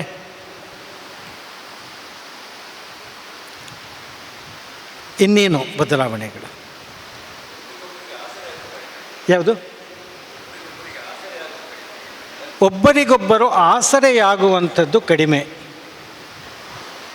ಇದು ಅವರಿ ವಿಷಯ ಹೇಳಿದಾಗ ಅದನ್ನು ವಿಶದೀಕರಿಸಲಿಕ್ಕೆ ಪೇಜಾವರು ಶ್ರೀಗಳು ಹೇಳಿದಂಥ ಒಂದು ಉದಾಹರಣೆ. ಒಂದು ಹೊಯ್ಗೆ ರಾಶಿ, ಅದರ ಪಕ್ಕದಲ್ಲಿ ಒಂದು ಕಡಾಯಿಯಲ್ಲಿ ನೀರು. ಹೊಯ್ಗೆ ರಾಶಿಯಿಂದ ಒಂದು ಬೊಗಸೆ ಹೊಯ್ಗೆ ತೆಗೆದು ಪಕ್ಕಕ್ಕೆ ಹಾಕುವ, ಅದೇ ನೀರಿನ ಕಡಾಯಿಯಿಂದ ಒಂದು ಬೊಗಸೆ ನೀರು ತೆಗೆದು ಹೊರಗಡೆ ಹಾಕುವ. ಹೊಯ್ಗೆ ರಾಶಿಯಲ್ಲಿ ಸ್ಥಿತಿ ಹೇಗಿರ್ತದೆ? ಹೊಯ್ಗೆ ರಾಶಿಯಲ್ಲಿ ಹೇಗಿರ್ತದೆ? ನಾವು ಬೊಗಸೆ ಹೊಯ್ಗೆ ತೆಗೆದ ಜಾಗದಲ್ಲಿ ಅದು ಸಮತಟ್ಟಾಗಿರ್ತದೆ, ಹೊಂಡ ಇರ್ತದೆ. ಅದೇ ನೀರಿನ ಪಾತ್ರೆಯಲ್ಲಿ ಒಂದು ಬೊಗಸೆ ತೆಗೆದು ಪಕ್ಕಕ್ಕೆ ಹಾಕಿದಾಗ ಮರುಕ್ಷಣದಲ್ಲಿ ಏನಾಗುತ್ತೆ? ಸಮತಟ್ಟಾಗುತ್ತೆ. ಯಾಕೆ ಹೀಗಾಗ್ತದೆ? ಸಂವೇದನೆ ಯಾವುದಕ್ಕಿದೆ? ನೀರಿನ ಕಣಗಳಿದೆಯೋ ಹೊಯ್ಗೆ ಕಣಗಳಿಗಿದೆಯೋ? ನೀರಿನ ಕಣಗಳಿಗೆ. ಆ ಸಂವೇದನೆಯ ಕಾರಣದಿಂದ ಏನಾಯಿತು? ನೀರಿನ ಒಂದು ಬೊಗಸೆ ನೀರು ತೆಗೆದಾಗ ಒಂದು ಕೊರತೆ ಆಯಿತು, ಅಲ್ಲಿ ಒಂದು ವ್ಯಾಕ್ಯೂಮ್ ಕ್ರಿಯೇಟ್ ಆಯಿತು. ಏನೋ ಕೊರತೆ ಆಗಿದೆ ಅಂತ ಎಲ್ಲ ಕಡೆಗಳಿಂದ ನೀರಿನ ಕಣಗಳು ಧಾವಿಸಿ ಆ ಕೊರತೆಯನ್ನು ಸಮತಟ್ಟು ಮಾಡಿದ್ದು, ನೀಗಿದ್ದು. ಸಂವೇದನೆ ಇದೆ. ಮರಳಿನ ಕಣಗಳು ಏನು ಬೇಕಾದರೂ ಆಗಲಿ, ನಾನು ನನ್ನಷ್ಟಕ್ಕೆ ಇಡ್ತೇನೆ ಹೇಳುವಂಥ ಸ್ವಾರ್ಥದ ಸ್ವಭಾವ. ಹಾಗಾಗಿ ಮರಳಿನ ಕಣಗಳು ತಾವಿದ್ದ ಜಾಗದಿಂದ ಅಲ್ಲಾಡಲಿಲ್ಲ. ಹಾಗಾಗಿ ಬೊಗಸೆ ಹೊಯ್ಗೆ ತೆಗೆದಾಗ ಅಲ್ಲಿ ಏನು ಕೊರತೆ ಆಯಿತು, ಅದು ಆ ಕೊರತೆ ಹಾಗೇ ಉಳೀತು, ಹೊಂಡಾಯಿತು. ಸಂವೇದನೆ ಅಂತ ನೀವು ಹೇಳಿದ್ದು ಇದೆ ಅಲ್ವಾ? ಮೊದಲು ಕುಟುಂಬದಲ್ಲಿ ಏನಾದರೂ ಸುಖ ಆಗಲಿ ದುಃಖ ಆಗಲಿ ಎಲ್ಲರೂ ಕೂಡ ಪ್ರಾಮಾಣಿಕವಾಗಿ ಪಾಲ್ಗೊಳ್ತಾ ಇದ್ದರು. ಆದರೆ ಇವತ್ತಿಗೆ ಆ ಮನೋಭಾವ ಇದೆಯಾ? ಉದಾಹರಣೆಗೆ, ನನ್ನ ತಾಯಿಯವರು ಸಣ್ಣ ವಯಸ್ಸಿನಲ್ಲಿ ತೀರ್ಕೊಂಡ್ರು. ನಾನು 10 ವರ್ಷ. ಅದಾದಮೇಲೆ ನನ್ನ ಸೋದರ ಮಾವ ನನಗೆ ಆಶ್ರಯ ಕೊಟ್ಟು ಅವರ ಮನೆಯಲ್ಲಿ ನಾನು ವಿದ್ಯಾಭ್ಯಾಸ ಮಾಡಿದ್ದು. ಅವರ ಕಾರಣದಿಂದಾಗಿ ನಾನಿವತ್ತು ಈ ಸ್ಥಿತಿಯಲ್ಲಿದ್ದೇನೆ. ಇದೇ ರೀತಿ ಪ್ರಾಯಶಃ ನಮ್ಮ ಮನೆಗಳಲ್ಲೂ ಕೂಡ ಯಾರೋ ಹಳ್ಳಿಯಲ್ಲಿದ್ದಂಥವರು ನಮ್ಮ ಮನೆಗೆ ಬಂದು ಓದೋದು, ಅಥವಾ ಮನೆಯಲ್ಲಿ ಯಾವುದೋ ತಂಗಿಯದ್ದು ಗಂಡ ತೀರಿ ಹೋದರು, ಅವರ ಮಕ್ಕಳಿಗೆ ನಾವು ಆಶ್ರಯ ಕೊಡುವಂಥದ್ದು, ಈ ರೀತಿಯದ್ದೆಲ್ಲ ನಾವು ಕೇಳಿದ್ದೀವ ಹಿಂದೆ. ಈಗ ಇದು ಕೇಳಲಿಕ್ಕೆ ಸಿಗ್ತದಾ? ನೀವು ಹೇಳಿ ಸಂವೇದನೆ ಇದೆ ತಾನೇ? ಈ ರೀತಿ ಪರಸ್ಪರರ ಕಷ್ಟ ಸುಖಗಳಿಗೆ ಒದಗುವಂತಹ ಸಂವೇದನೆಯ ಮಾನಸಿಕತೆ ಇವತ್ತು ಕೊರತೆ ಆಗಿದೆ ಅಂತ ಅನ್ನಿಸ್ತದೆ. ಮತ್ತು ಹಾಂ ಹಾಂ ಹಾಂ ಜೀವನದ ವೇಗ ಜಾಸ್ತಿಯಾಗಿದೆ, ಅಂದರೆ ಒತ್ತಡ, ಧಾವಂತ. ಆ ಕಾರಣದಿಂದಾಗಿ ಸಮಯ ಕಡಿಮೆ, ಸಂವೇದನೆ ಕಡಿಮೆ ಅಂತ ಅವರಿಗೆ ಅನ್ನಿಸ್ತಾ ಇದೆ. ಮತ್ತು ಆಸೆ, ಹಾಂ ಹಾಂ ಸ್ವಾರ್ಥ, ಅಂದರೆ ಎಲ್ಲ ನನಗೇ ಬೇಕು ಹೇಳುವಂಥ ಆ ರೀತಿಯದ್ದು, ಅಂದರೆ ಹಂಚುವಂಥ ಸ್ವಭಾವ ಕಡಿಮೆ, ಎಲ್ಲವೂ ಕೂಡ ನನಗೆ ಬೇಕು ಹೇಳುವಂತಹ ಆಸೆ ಬುರುಕುತನ ಅಂತ ಹೇಳ್ಬೋದಾ? ಹಾಗೇನಾ? ಅಂದರೆ ನನಗೇ ಬೇಕು ಎಲ್ಲ ಅಂತ. ಸರಿ, ಮತ್ತೆ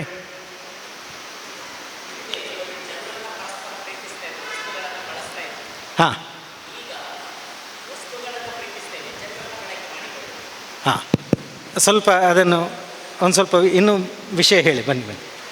ಹಿಂದೆ ಕೂಡು ಕುಟುಂಬಗಳಿರ್ತಾ ಇತ್ತು, ಅಥವಾ ಊರಿನ ವ್ಯವಸ್ಥೆಗಳಾಗಿರ್ಬೋದು, ಸಮಾಜದ ವ್ಯವಸ್ಥೆಗಳಾಗಿರ್ಬೋದು. ಏನಿತ್ತಂದರೆ ಪರಸ್ಪರವಾಗಿ ಜನರಲ್ಲಿ ನಂಬಿಕೆ, ಜನರನ್ನು ಪ್ರೀತಿಸ್ತಕ್ಕಂಥದ್ದು, ಕಷ್ಟ ಸುಖಗಳಲ್ಲಿ ಭಾಗಿಯಾಗುವಂಥದ್ದು ಇತ್ತು.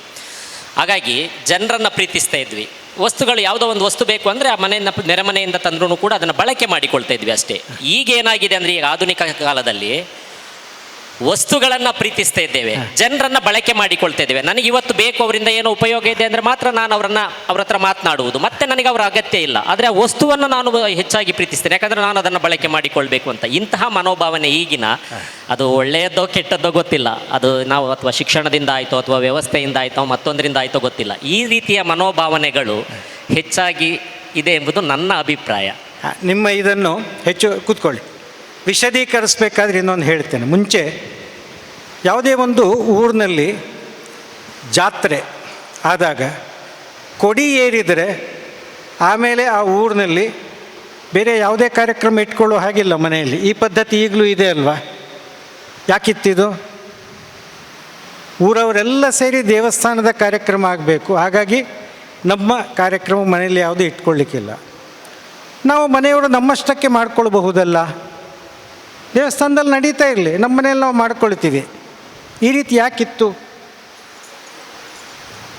ಮುಂಚೆ ಯಾವುದೇ ಮನೆಯಲ್ಲಿ ಮದುವೆ ಆದರೆ, ಈಗಿಂದು ಬಿಟ್ಟು ಬಿಡಿ, ಒಂದು ಎರಡು ನಮ್ಮ ಹಿಂದಿನ ತಲೆಮಾರಿನವರಿದ್ದರೆ ಕೇಳಿ, ಯಾವುದೇ ಸಣ್ಣ ಹಳ್ಳಿಯಲ್ಲಿ ಮದುವೆ ಆದರೆ ಆ ಮದುವೆ ಮನೆಯವನಿಗೆ ಟೆನ್ಷನ್ ಇಲ್ಲ, ಯಾವುದೇ ಕ್ಯಾಟ್ರಿಂಗ್ನವರಿಲ್ಲ, ಯಾರೂ ಇಲ್ಲ. ಹೇಗಾಗ್ತಾ ಇತ್ತು? ಬೇರೆ ಬೇರೆ ಮನೆಗಳಲ್ಲಿದ್ದ ಪಾತ್ರೆ ಎಲ್ಲ ಒಟ್ಟಾಗ್ತಾಯಿದ್ರು. ಪಾತ್ರೆ ಕೂಡ ಬಾಡಿಗೆಗೆ ತರ್ತಾ ಇರಲಿಲ್ಲ. ಯಾವುದೋ ದೊಡ್ಡ ದೊಡ್ಡ ಮನೆಯಲ್ಲಿದ್ದ ಪಾತ್ರೆ, ಎಲ್ಲ ಪಾತ್ರೆ ಒಟ್ಟಾಕಿದ್ರು. ಊರವರೇ ಸೇರಿ ಚಪ್ಪರ ಹಾಕಿದರು, ಊರವರೇ ಸೇರಿ ಎಲ್ಲ ಅಡಿಗೆ ಮಾಡಿದರು. ಹಾಗಾಗಿ ಯಾವುದೇ ಹಳ್ಳಿಯಲ್ಲಿ, ಆ ಹಳ್ಳಿಯದ್ದು ಯಾವುದೇ ಮನೆಯ ಕಾರ್ಯಕ್ರಮ ಆದರೂ ಕೂಡ ಅದು ನಮ್ಮ ಊರಿನ ಕಾರ್ಯಕ್ರಮ ಅಂತ ಎಲ್ಲರೂ ಕೂಡ ಅದಕ್ಕೆ ಸಹಕಾರ ಕೊಡ್ತಾಯಿದ್ರು. ಪ್ರಾಯಶಃ ಈಗಿನ ಕಾಲಸ್ಥಿತಿಯಲ್ಲಿ ಇದನ್ನು ಕಲ್ಪನೆ ಮಾಡಿಕೊಳ್ಳಿಕ್ಕೂ ಕಷ್ಟ ಅಂತ ಅನ್ನಿಸ್ಬೋದು. ಆದರೆ ಹೀಗೆ ಆಗ್ತಿತ್ತೋ ಇಲ್ವೋ, ನಾವು ಕೇಳಿದ್ದೀವ ಇದನ್ನು? ಅವ್ರು ಹೇಳಿದ ಅರ್ಥ ಆಯ್ತಾ? ಅಂದರೆ ಪರಸ್ಪರ ಸಹಕಾರ, ಪರಸ್ಪರರಿಗೆ ಒದಗುವಂಥ ವಾತಾವರಣ ಆಗ ಇತ್ತು. ಆದರೆ ಇವತ್ತಿಗೆ ನನ್ನ ಹತ್ರ ದುಡ್ಡಿದ್ದರೆ ಆಯಿತು, ನಾನು ಏನು ಬೇಕಾದರೂ ಮಾಡಬಲ್ಲೆ.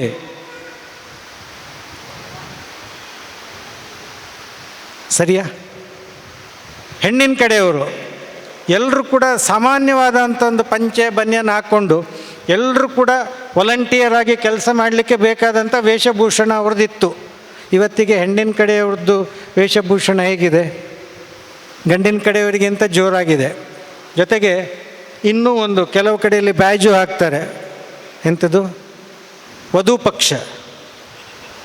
ಅದು ಬ್ಯಾಜ್ ಹಾಕ್ಕೊಂಡು, ಅಂದರೆ ನಾವು ಆತಿಥ್ಯ ಕೊಡುವವರಲ್ಲ, ನಾವು ನಮ್ಮ ಒಂದು ದೊಡ್ಡಸ್ತಿಕೆ ಮೇಡಿಸೋರು ಹೇಳುವಂಥ ರೀತಿಯದ್ದು ವಾತಾವರಣ ಇದೆಯಲ್ಲ ಇವತ್ತು. ಆ ರೀತಿ ಹೆಣ್ಣಿನ ಕಡೆಯವರು ಆತಿಥ್ಯ ಕೊಡುವವರು, ನಾವೆಲ್ಲರೂ ಕೂಡ ಆ ಮನೆಯನ್ನು ಸುಧಾರಿಸಿ ಕೊಡಬೇಕು, ಕೆಲಸ ಕಾರ್ಯಗಳಲ್ಲಿ ನಾವು ಭಾಗವಹಿಸಬೇಕು ಹೇಳುವಂಥ ಭಾವನೆ ಇವತ್ತಿಲ್ಲ. ಸರಿ, ಮುಂದೆ. ಪರಸ್ಪರ ವಿಶ್ವಾಸ, ನಂಬಿಕೆ ಕಡಿಮೆ ಆಗಿದೆ, ಅಪನಂಬಿಕೆ ಜಾಸ್ತಿ ಆಗಿದೆ. ಯಾರ್ಯಾರನ್ನು ನಂಬೋದಿಲ್ಲ. ಸಂಬಂಧಗಳು ಔಪಚಾರಿಕ ಆಗಿದೆ, ಫಾರ್ಮಲ್ ರಿಲೇಷನ್ಶಿಪ್ ಇದೆ ಅಲ್ವಾ ನೀವು ಹೇಳಿದ್ದು? Formal relationship. ಯಾವುದೋ ಒಂದು ಕಾರ್ಯಕ್ರಮದಲ್ಲಿ ನಾವೆಲ್ಲ ಸೇರಿದ್ವಿ, ಹಾಯ್ ಹಾಯ್, ಹಲೋ ಹಲೋ, ಬಾಯ್ ಬಾಯ್, ಮುಗೀತು. ಹಾಯ್ ಹಾಯ್, ಹಲೋ ಹಲೋ, ಬಾಯ್ ಬಾಯ್, ಮುಗೀತು. ಆಮೇಲೆ ಮತ್ತೆ ಇನ್ಯಾವುದು ಇದರಲ್ಲಿ. ಹಾಗೆ ತಮಾಷೆಗೆ ಈ ವಾಟ್ಸಪ್ ಗ್ರೂಪ್, ನಮ್ಮಲ್ಲಿ ಕೆಲವೆಲ್ಲ ವಾಟ್ಸಪ್ ಗ್ರೂಪ್ ಇರ್ಬೋದು. ವಾಟ್ಸಪ್ ಗ್ರೂಪ್ನಲ್ಲಿ ನಮ್ಮ ಮನೆಯವರು ಹೇಳ್ತಾಯಿದ್ರು, ವಾಟ್ಸಪ್ ಗ್ರೂಪ್ನಲ್ಲಿ ಭಾರಿ ಒಂದು ಆತ್ಮೀಯತೆ ಇದೆ, ಕಾಳಜಿ ಇದೆ ಹೇಳುವಂಥ ರೀತಿಯಲ್ಲೆಲ್ಲ ಮೆಸೇಜ್ ಇದೆಲ್ಲ ಆಗುತ್ತೆ. ಪರಸ್ಪರ ಎದುರುಗಡೆ ಸಿಕ್ಕಿದರೆ ಮಾತಾಡಬೇಕು ಅಂತೇಳಿ ಅನಿಸೋದಿಲ್ಲ ಅಂತ. ಹಾಗಾಗಿ ಇವತ್ತಿದ್ದು ಔಪಚಾರಿಕ ಸಂಬಂಧಗಳು ಜಾಸ್ತಿಯಾಗಿದೆ. ಆಮೇಲೆ ಸಂಬಂಧಗಳಲ್ಲಿ ಪ್ರಾಮಾಣಿಕತೆ ಇಲ್ಲ, ವಿಶ್ವಾಸ ಇಲ್ಲ, ನಂಬಿಕೆ ಇಲ್ಲ, ಈ ರೀತಿಯದ್ದು ವಾತಾವರಣ ಆಗಿದೆ. ಒಂದಷ್ಟು ಕೊರತೆಗಳನ್ನೆಲ್ಲ ನಾವು ಹೇಳಿದ್ವಿ. ಈ ಕೊರತೆಗಳನ್ನು ಹೇಗೆ ಸರಿ ಮಾಡ್ಬೋದು? ಯಾರು ಸರಿ ಮಾಡಬೇಕು? ಒಂದು ಬೀಡ, ಬೀಡ ಒಂದು ಸೋಡಾ ಶರ್ಬತ್ ಇದೆಲ್ಲ ಬೇಕು. ಇಷ್ಟೆಲ್ಲ ಇದ್ರೆ ಒಂದು ಒಳ್ಳೆಯ ಊಟ ಅಂತ. ಈಗ ನಮ್ಮ ಮಕ್ಕಳ ವಿಷಯಕ್ಕೆ ಬಂದ್ರೆ ಈ ಅನ್ನ ತುಂಬಾ ಇಂಪಾರ್ಟೆಂಟ್ ಅಲ್ವಾ? ಅದಿಲ್ಲದೆ ಊಟ ಇಲ್ಲ. ಅದೇ ತರ ನಮ್ಮ ಶಾಲೆಯಲ್ಲಿ ಕಲಿಯುವಂತಹ ಸಬ್ಜೆಕ್ಟ್ಗಳು ತುಂಬಾ ಇಂಪಾರ್ಟೆಂಟ್. ಇಲ್ಲ ಅಂತ ನಾನು ಹೇಳೋದಿಲ್ಲ, ಸಬ್ಜೆಕ್ಟ್ಸ್ ಕಲಿಯಲಿದ್ರೆ ಆಗೋದೇ ಇಲ್ಲ, ಎಜುಕೇಶನ್ ಬೇಕು. ಆದ್ರೆ ಅದಷ್ಟೇ ಸಾಕ. ಹೇಗೆ ಬರೀ ಅನ್ನ ಊಟ ಮಾಡಲಿಕ್ಕೆ ಆಗೋದಿಲ್ವೋ ಹಾಗೆಯೇ ಬರೀ ಸಬ್ಜೆಕ್ಟ್ಸ್ ನಾಲೆಜ್ ಇದ್ರೆ ಸಾಕ ನಮ್ಮ ಮಕ್ಕಳಿಗೆ. 95 ಮಾರ್ಕ್ 98 ಮಾರ್ಕ್ ಬಂದ್ಕೊಳ್ಳಿ ಸಾಕ, ರ್ಯಾಂಕ್ ಬಂದ್ರೆ ಸಾಕಾಗುದಿಲ್ಲ. ಅದ್ರ ಜೊತೆ ಏನ್ ಬೇಕು? ಸಂಸ್ಕಾರ, ಮೌಲ್ಯಗಳು, ಮತ್ತೆ ಸಾಕಷ್ಟೇ. ಉಪ್ಪಿನಕಾಯಿ, ಮೊಸರು, ಮಜ್ಜಿಗೆ, ಪಾಯಸ, ಐಸ್ ಕ್ರೀಮ್ ಎಲ್ಲ ಎಲ್ಲೂ ಆಯ್ತು. ಶಿಸ್ತು, ಶ್ರದ್ಧೆ, ಒಳ್ಳೆಯ ಗುಣಗಳು, ನಡವಳಿಕೆ, ಆರೋಗ್ಯ, ಮನೆ ನಡೆಸ್ಕೊಂಡು ಹೋಗುದು. ನಾನಿಗೆ ಬರೀ ಹೆಣ್ಣು ಮಕ್ಕಳಿಗಲ್ಲ, ಗಂಡು ಮಕ್ಕಳಿಗೂ ಸಹ ಮತ್ತೆ ಅನ್ಕೊಳ್ಬೇಡಿ ಬರೀ ಹೆಣ್ಣು ಮಕ್ಕಳೇ ಮಾಡ್ಬೇಕಂತ ಹೇಳಿದಾರಪ್ಪ ಅಂತ. ಇಬ್ಬರಿಗೂ ಸಹ ಮಕ್ಕಳಂದ್ರೆ ಇದ್ರು. ಮತ್ತೆ ಜವಾಬ್ದಾರಿ, ಯಾವ ರೀತಿ ಮಾತಾಡ್ಬೇಕು, ದೊಡ್ಡವರ ಹೇಗೆ ಗೌರವಿಸ್ಬೇಕು, ಮನೆಗೆ ಬಂದವರನ್ನ ಹೇಗೆ ಮಾತಾಡಿಸ್ಬೇಕು, ನಡೆಸ್ಕೊಳ್ಬೇಕು, ಹೊರಗಡೆ ಬರೋದಿದ್ರೆ ಹೇಗಾಗತ್ತೆ, ಸೋಷಲೈಸೇಷನ್ ಅಂತ ಒಂದು ಇರುತ್ತಾನೆ ಅಲ್ವಾ? ಸೊ ಇದೆಲ್ಲವೂ ಕೂಡ ನಮ್ಮ ಮಕ್ಕಳು ಇರ್ಬೇಕಾದ್ರೆ ನಾವೇನ್ ಮಾಡ್ಬೇಕು ನೋಡಿ. ಇವತ್ತು ತುಂಬಾ ಮಕ್ಕಳು ಬಂದಿದ್ದಾರೆ, ತುಂಬಾ ಖುಷಿ ಆಗ್ತದೆ. ದೇವಸ್ಥಾನದಲ್ಲಿ ಇತ್ತೀಚೆಗೆ ನೋಡಿ ಕಾಲ ಬದಲಾಗ್ತಾ ಇದೆ. ಒಂದು ಸಲ ನೋಡಿ, ಒಂದು ವೀಲ್ ತಿರುಗುತ್ತದಲ್ಲ, ಒಂದ್ ಸೈಡ್ ಮೇಲೆ ಒಂದು ಬಣ್ಣ ಇದ್ರೆ ಸ್ವಲ್ಪ ವರ್ಷಗಳಲ್ಲಿ ಅದು ಕೆಳಗಡೆ ಬರ್ತದೆ. ಹಾಗೆ ನಮ್ಮ ಹಿಂದೂ ಸಂಸ್ಕೃತಿ ಹೇಗಿದೆ ಅಂದ್ರೆ ಎಲ್ಲವೂ ಮುಗಿತಾ ಬಂದು ಹೇಳಿದ ಕೂಡಲೇ ಪುನಃ ಎದ್ದು ನಿಲ್ತದೆ. ಅಯ್ಯೋ ಹೀಗಾಗ್ತಾ ಇದೆಯಲ್ಲ ನಮ್ಮ ಸಮಾಜ ಅಂತ ಬೇರೆ ಬೇರೆ ಸಂಘದವರು, ಬೇರೆ ಬೇರೆ ಕಮ್ಯುನಿಟಿಯವರು ಎದ್ದಿರ್ತಾರೆ. ಇಲ್ಲ ಹಾಗಾಗ್ಬಾರ್ದು. ಎಲ್ಲ ಕಡೆ ಬ್ರಹ್ಮಕಲಶೋತ್ಸವ, ಶಾರದಾ ಪೂಜೆ, ಮುಂಚೆ ಶಾರದೆ ಅಂದ್ರೆ ಮಂಗಳೂರಲ್ಲಿ ಮಾತ್ರ ಇತ್ತು. ಇವಾಗೆಲ್ಲ ಊರುಗಳಲ್ಲಿ ನವರಾತ್ರಿ ಆಚರಣೆ ಎಲ್ಲ ಕಡೆ. ಇದು ನೋಡಿ ನಿಮ್ಮಲ್ಲಿ ಈಗ ಅಮೃತ ಮಹೋತ್ಸವ ಅಂತ ಎಷ್ಟೆಷ್ಟು ಒಳ್ಳೆ ಕಾರ್ಯಕ್ರಮ. ಇದು ಸಂಸ್ಕಾರ. ನಮ್ಮ ಜೊತೆ ನಮ್ಮ ಮಕ್ಕಳು ಕೂಡ ಇರಬೇಕು. ನೃತ್ಯ ಭಜನೆ ನಿನ್ನೆ ಇಲ್ಲೇ ಅಲ್ವಾ ಅದು? ಇಷ್ಟು ಜನ ಮಕ್ಕಳು ಈಗಷ್ಟೇ ನೋಡಿದೆ, ನನ್ನ ಹತ್ರ ವಿಡಿಯೋ ಯಾರೋ ತೋರಿಸಿದ್ರು, ಖುಷಿ ಆಯ್ತು. ಪರವಾಗಿಲ್ಲ, ಸಂಸ್ಕೃತಿ ವಾಪಸ್ ಬರ್ತಾ ಇದೆ ಅಲ್ವಾ? ಆದ್ರೆ ಬೇಸಿಕ್ ಮನೆಯಲ್ಲಿ ನಾವು ಇದರ ಬಗ್ಗೆ ಸ್ವಲ್ಪ ಎಚ್ಚರ ಮಾಡಬೇಕಾಗ್ತದೆ. ಯಾಕಂದ್ರೆ ಇತ್ತೀಚಿನ ಮಕ್ಕಳನ್ನು ನೋಡಿದಾಗ ನಾವು ಆಗ್ಲೇ ಹೇಳಿದೆ, ರ್ಯಾಂಕ್ ಬರ್ತದೆ, IIT ಓದಿರ್ತಾರೆ, ಅಮೆರಿಕನ್ ಕಂಪನಿಯಲ್ಲಿ ಇರ್ತಾರೆ, ದೊಡ್ಡ ದೊಡ್ಡ ಪೊಸಿಷನ್ ಅಲ್ಲಿ ಇರ್ತಾರೆ. ಆದ್ರೆ ಮನಸ್ಸಿಗೆ ನೆಮ್ಮದಿ ಇಲ್ಲ. ಮನಸ್ಸಿಗೆ ನೆಮ್ಮದಿ ಇಲ್ಲ. ಯಾಕೆ? ಸಣ್ಣ ಸಣ್ಣ ಮಕ್ಕಳಲ್ಲಿ ಕೂಡ, ನಾನು ಅದನ್ನು ಹೇಳಲಿಕ್ಕೆ ಹೋಗುದಿಲ್ಲ. ಈಗ ಪೇಪರ್ನಲ್ಲಿ ಮಕ್ಕಳಿದ್ದಾರೆ, ಇಲ್ಲಿ ಪೇಪರ್ನಲ್ಲಿ ನಾವು ಓದ್ತೀವಿ ಅಲ್ವಾ, ಸಣ್ಣ ಸಣ್ಣ ವಿಷಯಗಳನ್ನು ಕೂಡ ತಡೆದುಕೊಳ್ಳುವ ಶಕ್ತಿ ನಮ್ಮ ಯುವ ಜನಾಂಗಕ್ಕೆ ಯಾಕಿಲ್ಲ? ಒಂದು 30-40 ವರ್ಷಕ್ಕೆ ಹಿಂದೆ ಹೋದ್ರೆ ನಮ್ಮ ಹಿರಿಯರು 10-12 ಮಕ್ಕಳು ಬಡತನ ಆದರೂ ಕೂಡ ಜೀವನವನ್ನು ಎದುರಿಸ್ತಾ ಇದ್ರು. ಹೌದು ತಾನೆ? ಆದ್ರೆ ನಾನು ಆಗಲೇ ಹೇಳಿದೆ, ಅಮೆರಿಕನ್ ಕಂಪನಿಯಲ್ಲಿರುವ ಕೋಟ್ಯ ಮಾಡ್ಕೊಳ್ತಾನೆ. ಯಾಕೆ? ನೆಮ್ಮದಿ ಇಲ್ಲ, ಜೀವನವನ್ನು ಎದುರಿಸುವ ಶಕ್ತಿ ಇಲ್ಲ. ಪುಟ್ಟ ಮಕ್ಕಳಿಂದ ಹಿಡಿದು ಬಿಸ್ನೆಸ್ ಮ್ಯಾನ್ ಇಂದ ಹಿಡಿದು ಒಳ್ಳೊಳ್ಳೆ ಕೆಲಸದಲ್ಲಿರುವವರು ಕೂಡ ಸಣ್ಣ ಸಣ್ಣ ವಿಷಯವನ್ನು ಕೂಡ ಎದುರಿಸಲಿಕ್ಕೆ ಶಕ್ತಿ ಇಲ್ಲದೆ ಜೀವನ ಸಾಕು ಅಂತ ಹೇಳ್ಬೇಕಾದ್ರೆ ನಮ್ಮ ಮನಸ್ಥಿತಿ ಯಾವ ರೀತಿ ಆಗಿದೆ? ಮನಸ್ಸು ತುಂಬಾ ಮುಖ್ಯ ತಾನೇ ಅಲ್ವಾ? ನಾವು ಯಾವ ರೀತಿ ಯೋಚನೆ ಮಾಡ್ತೀವಿ ಅದು ಕೂಡ ಮುಖ್ಯ. ಧೈರ್ಯದಿಂದ ಜೀವನ ಎದುರಿಸೋದು ಕೂಡ ತುಂಬಾ ಮುಖ್ಯ. ಯಾಕಂದ್ರೆ ನಮ್ಮ ಈಗಿನ ಒಂದು ಶಿಕ್ಷಣ ಪದ್ಧತಿ ಹೇಗಿದೆ ಅಂದ್ರೆ ಬರೀ ನಾವು ಐಕ್ಯೂ ಅಂದ್ರೇನು? ಇಂಟೆಲಿಜೆನ್ಸ್ ಕ್ವೋಷಿಯಂಟ್, ಅದಕ್ಕೆ ಮಾತ್ರ ಒತ್ತು ಕೊಡ್ತಾ ಇದ್ದೀವಿ. ಆದ್ರೆ ಇಮೋಷನಲ್ ಕ್ವೋಷಿಯಂಟ್, ಸೋಷಿಯಲ್ ಕ್ವೋಷಿಯಂಟ್ ಅಂದ್ರೆ ಏನು? ಇಮೋಷನಲ್ ಕ್ವೋಷಿಯಂಟ್ ಅಂದ್ರೆ ಮನಸ್ಸಿಗೆ ಸಂಬಂಧಪಟ್ಟ ಭಾವನೆಗಳು. ಸೋಷಿಯಲ್ ಕ್ವೋಷಿಯಂಟ್ ಅಂದ್ರೆ ಸಮಾಜದಲ್ಲಿ ವ್ಯವಹಾರ. ಇಮೋಷನಲ್ ಕ್ವೋಷಿಯಂಟ್ ನಮ್ಮ ಭಾವನೆಗಳನ್ನು ನಾವು ಹೇಗೆ ನಿಯಂತ್ರಣ ಮಾಡಿಕೊಳ್ಬೇಕು. ಸಿಟ್ಟಿರ್ಬೋದು, ನಗು ಇರ್ಬೋದು, ಸಂತೋಷ ಇರ್ಬೋದು, ದುಃಖ ಇರ್ಬೋದು, ಯಾವುದು ಕೂಡ ಅತಿರೇಕಕ್ಕೆ ಹೋಗ್ಬಾರ್ದು. ಅದನ್ನು ನಾವು ಹೇಗೆ ನಿಯಂತ್ರಣದಲ್ಲಿ ಇಟ್ಕೊಳ್ತೀವಿ, ಹಾಗೆ ಬೇರೆಯವರ ಜೊತೆ ನಾವು ಹೇಗೆ ಹೊಂದಾಣಿಕೆಯಲ್ಲಿರ್ತೇವೆ. ಸೋಷಿಯಲ್ ಕ್ವೋಷಿಯಂಟ್ ಇನ್ನೊಬ್ಬರ ಬಗ್ಗೆ ಪ್ರೀತಿ, ವಿಶ್ವಾಸ, ಒಬ್ಬರ ಜೊತೆ ಒಬ್ಬರು ಸಹಕಾರ ಮನೋಭಾವ, ಹೊಂದಾಣಿಕೆ, ಇದೆಲ್ಲವೂ ಕೂಡ ಸೋಷಿಯಲ್ ಕ್ವೋಷಿಯಂಟ್ ಅಲ್ಲಿ ಬರ್ತೇವೆ. ಇದೆಲ್ಲ ನಾವು ನಮ್ಮ ಮಕ್ಕಳಿಗೆ ಕಲಿಸ್ತಿದ್ದೇವಾ? ಒಳ್ಳೆಯ ಊಟ ಅಂತ ಅನ್ನಲ್ಲ ಇದೆ, ಬರೀ ಐಕ್ಯೂ ಮಾತ್ರ ಅಲ್ಲ, ಅದರ ಜೊತೆ SQ ಮತ್ತೆ EQ. ಸೊ ಇಷ್ಟು ಕೂಡ ನಮ್ಮ ಮಕ್ಕಳಿಗೆ ಬೇಕು. ಇತ್ತೀಚಿನ ದಿನಗಳಲ್ಲಿ ನಮ್ಮ ಹೆಣ್ಣು ಮಕ್ಕಳು ಫೆಮಿನಿಸಂ ಬಗ್ಗೆ ಮಾತಾಡ್ತಾರೆ, ಕೇಳಿದ್ದೀರಾ? ಈಕ್ವಾಲಿಟಿ, ಫೆಮಿನಿಸಂ, ಸ್ತ್ರೀವಾದ ಅಂತ ಹೇಳ್ತಾರೆ. ಸ್ತ್ರೀವಾದ ನಾವು ಏನು ಕಡಿಮೆ ಇಲ್ಲ. ಈ ಟಿವಿ ಅಥವಾ ಮೂವೀಸ್ ಅಲ್ಲಿ ಈ ಫಿಲ್ಮ್ ಸ್ಟಾರ್ಸ್ ಎಲ್ಲ ಮಾತಾಡ್ತಾರಲ್ಲ, ಅವರೆಲ್ಲ ಮಾತಾಡೋದೇನು?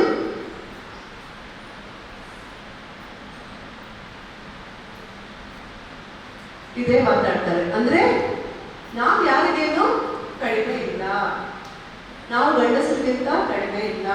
ಈಗ ಹೆಣ್ಣು ಮಕ್ಕಳಿಗೆ ಮದುವೆ ಆದ್ರೆ ಮದುವೆ ಆಯ್ತು ಇನ್ನೇನು ನಮ್ಗೆ ನೆಮ್ಮದಿ ಅಂತ ತಂದೆ ತಾಯಿ ಅನ್ಕೊಳ್ಳುವ ಹಾಗಿಲ್ಲ. ಯಾಕಂದ್ರೆ ಯಾವಾಗ ಅವಳು ಮನೆಗೆ ವಾಪಸ್ ಬರ್ತಾಳೆ ಅಂತ ಗೊತ್ತಿಲ್ಲ. ಡಿವೋರ್ಸ್ ರೇಟ್ಸ್ ಜಾಸ್ತಿ ಆಗ್ತಾ ಇದೆ. ಯಾಕೆ ಆಗ್ತಾ ಇದೆ? ಈ ಎಲ್ಲ ಸಂಸ್ಕಾರ, ಜೀವನ ಶಿಕ್ಷಣ ಅಂತ ನಾವೇನ್ ಹೇಳಿದ್ದೀವಿ, ಇದರ ಕೊರತೆ, ಅದರಿಂದ ಈ ತರ ಸಮಸ್ಯೆಗಳು ಬರ್ತಾ ಇದೆ. ಫಿಲ್ಮ್ ಸ್ಟಾರ್ಸ್ ಅನ್ನ ನೋಡಿ ನಮ್ಮ ಹೆಣ್ಮಕ್ಳು ಏನ್ ಅಂದ್ಕೊಳ್ತಾರೆ? ಜೀವನ ಅಂದ್ರೆ ಅದೇ ಒಂದು ಪ್ರಮಾಣಕ. ಅವರು ಹಾಕುವಂತ ಬಟ್ಟೆಗಳು ನಾವು ಹಾಕೊಳ್ಬೇಕು, ಅವರು ನಡೆದ ಹಾಗೆ ನಾವು ನಡಿಬೇಕು, ಅವರೇ ನಮ್ಗೆ ಆದರ್ಶ. ನಮ್ಮ ಆದರ್ಶ ನಮ್ಮ ಹಿಂದೂ ಧರ್ಮದಲ್ಲಿ ಅಥವಾ ನಮ್ಮ ಭಾರತದಲ್ಲಿ ಎಷ್ಟು ಜನ ಸ್ತ್ರೀಯರು ಬಂದಿದ್ದಾರೆ? ತುಂಬಾ ಹಿಂದೆ ಹೋಗೋದು ಬೇಡ, ಇತ್ತೀಚೆಗೆ ಚಂದ್ರಯಾನದಲ್ಲಿ 5 ಜನ ಸೈಂಟಿಸ್ಟ್ ಹೆಣ್ಣು ಮಕ್ಕಳು. ಅವರ ವೇಷಭೂಷಣ ಹೇಗಿತ್ತು ಅಲ್ವಾ? ಅದನ್ನೆಲ್ಲ ನಾವು ಮರಿತಾ ಇರ್ತೀವಿ. ಒಟ್ಟು ಹಾಕ್ಬೇಕು, ಬಳೆ ಹಾಕೊಳ್ಬೇಕು ಅಂದ್ರೆ ನಮ್ಗೇನೋ ಅಂತ ಎನರ್ಜಿ ಅಲ್ವಾ? Out of fashion. ಅಮ್ಮಂದ್ರು ಹೇಳ್ತಾರೆ, ಕಾಲು ಬದಲಾಗಿದೆ ಅಪ್ಪ, ಕಾಲು ತಕ್ಕ ಹಾಗೆ ನಾವು ನಡ್ಕೊಳ್ಬೇಕಾಗ್ತದೆ. ಹರಿದ ಜೀನ್ಸ್ ಅದು ನಮ್ಮ ಫ್ಯಾಷನ್ ಆಗ್ಬಿಟ್ಟಿದೆ ಅಲ್ವಾ? ಸೊ ಕಾಲ ಬದಲಾಗಿದ್ದು ನಮ್ಗೆ ಮಾತ್ರನಾ, ಹಿಂದೂಗಳಿಗೆ ಮಾತ್ರನಾ? ಯೋಚನೆ ಮಾಡಿ, ಕಾಲ ನಮ್ಗೆ ಮಾತ್ರ ಬದಲಾಗಿದೆಯಾ? ಬೇರೆಯವ್ರದ್ದೇ ಬದಲಾಗಿದೆ ಅಲ್ವಾ? ನಾವು ಯಾಕೆ ಅದನ್ನ ಮರಿತಾ ಇದ್ದೀವಿ? ನಮ್ಮ ಸಂಸ್ಕಾರ ನಮ್ಮ ಮಕ್ಕಳಿಗೆ ಯಾಕೆ ಕೊಡೋದನ್ನ ಮರಿತಿದ್ದೀವಿ ನಾವು? ಈಗ ನೋಡಿ, ಇತ್ತೀಚಿನ ದಿನಗಳಲ್ಲಿ ಸಂಸ್ಕೃತಿ ಬಿಟ್ಟು ವಿಕೃತಿ ಕಡೆ ನಾವು ನಡೀತಾ ಇದ್ದೀವಿ. ಎಲ್ಲಾ ರೀತಿಯ ಸಂಸ್ಕೃತಿ ನಾವು ಮರಿತಾ ಇದ್ವಿ. ಗಮ್ಮತ್ ಮಾಡೋದು ಮಾತ್ರ ನಮ್ಮ ಉದ್ದೇಶ. ಗಮ್ಮತ್ ಮಾಡಿ, ನಾನು ಬೇಡ ಅಂತ ಹೇಳ್ತಾ ಇಲ್ಲ, ಬಟ್ ಅದರಲ್ಲಿ ನಮ್ಮ ಸಂಸ್ಕೃತಿ ಬೇಡ ನಮಗೆ. ಗಣೇಶನ ಹಬ್ಬ ಹೇಗೆ ಆಚರಣೆ ಮಾಡೋದು ಅಂತ ನಾವು ಭಾಷಣ ಮಾಡಿದ್ರೆ ಆಗುದಿಲ್ಲ ಅಲ್ವಾ? ಏನ್ ಮಾಡ್ಬೇಕು? ಆಚರಣೆ ಮಾಡ್ಬೇಕು. ಹೇಗೆ ಮಾಡ್ಬೇಕು ಹಾಗೆ ಮಾಡ್ಬೇಕು ಅಲ್ಲ, ಅದರ ಆಚರಣೆ ಮಾಡಿದ್ರೆ ಮಾತ್ರ ಅದನ್ನು ಉಳಿಸ್ಲಿಕ್ಕೆ ಸಾಧ್ಯ. ಅದೇ ರೀತಿ ಸಂಸ್ಕಾರ ಕೊಡಬೇಕು, ಜೀವನ ಶಿಕ್ಷಣ ಬೇಕು ಅಂತ ನಾನು ಭಾಷಣ ಮಾಡೋದು ಅಥವಾ ನೀವೇನೋ ಹೇಳೋದು ಸಾಕಾಗುದಿಲ್ಲ. ಏನ್ ಮಾಡ್ಬೇಕು? ಆಚರಣೆ ಮಾಡ್ಬೇಕು. ಯಾವ ತರ ಆಚರಣೆ ಮಾಡ್ಬೇಕು ಅಂತ ಅವರು ಸ್ವಲ್ಪ ಕೆಲವು ಸಲ ಸಂಗತಿಗಳನ್ನೆಲ್ಲ ಭಟ್ರು ಹೇಳಿದ್ದಾರೆ. ಸೊ ಈ ಆಚರಣೆ ಮಾಡಿದರೆ ಮಾತ್ರ ನಾವು ನಮ್ಮ ಸಂಸ್ಕೃತಿಯನ್ನು ಉಳಿಸಲಿಕ್ಕೆ ಸಾಧ್ಯ ಆಗ್ತಾ ಇದೆ. ನಿಮ್ಗೆ ಅನಿಸುತ್ತೆ ನಮ್ಮ ಈ ಆಚಾರ ವಿಚಾರಗಳು ಅಥವಾ ನಮ್ಮ ಮನಸ್ಸನ್ನು ಬೇರೆ ಕಡೆ ತಿರುಗಿಸುವುದು ಏನಿರ್ಬೋದು? ಯಾವುದರಿಂದ ಈ ತರ ಬದಲಾವಣೆಗಳಾಗಿರ್ಬೋದು? ಸಾಮಾಜಿಕ ಜಾಲತಾಣ, ಓಕೆ, ಸೋಷಿಯಲ್ ಮೀಡಿಯಾ, ಮತ್ತೆ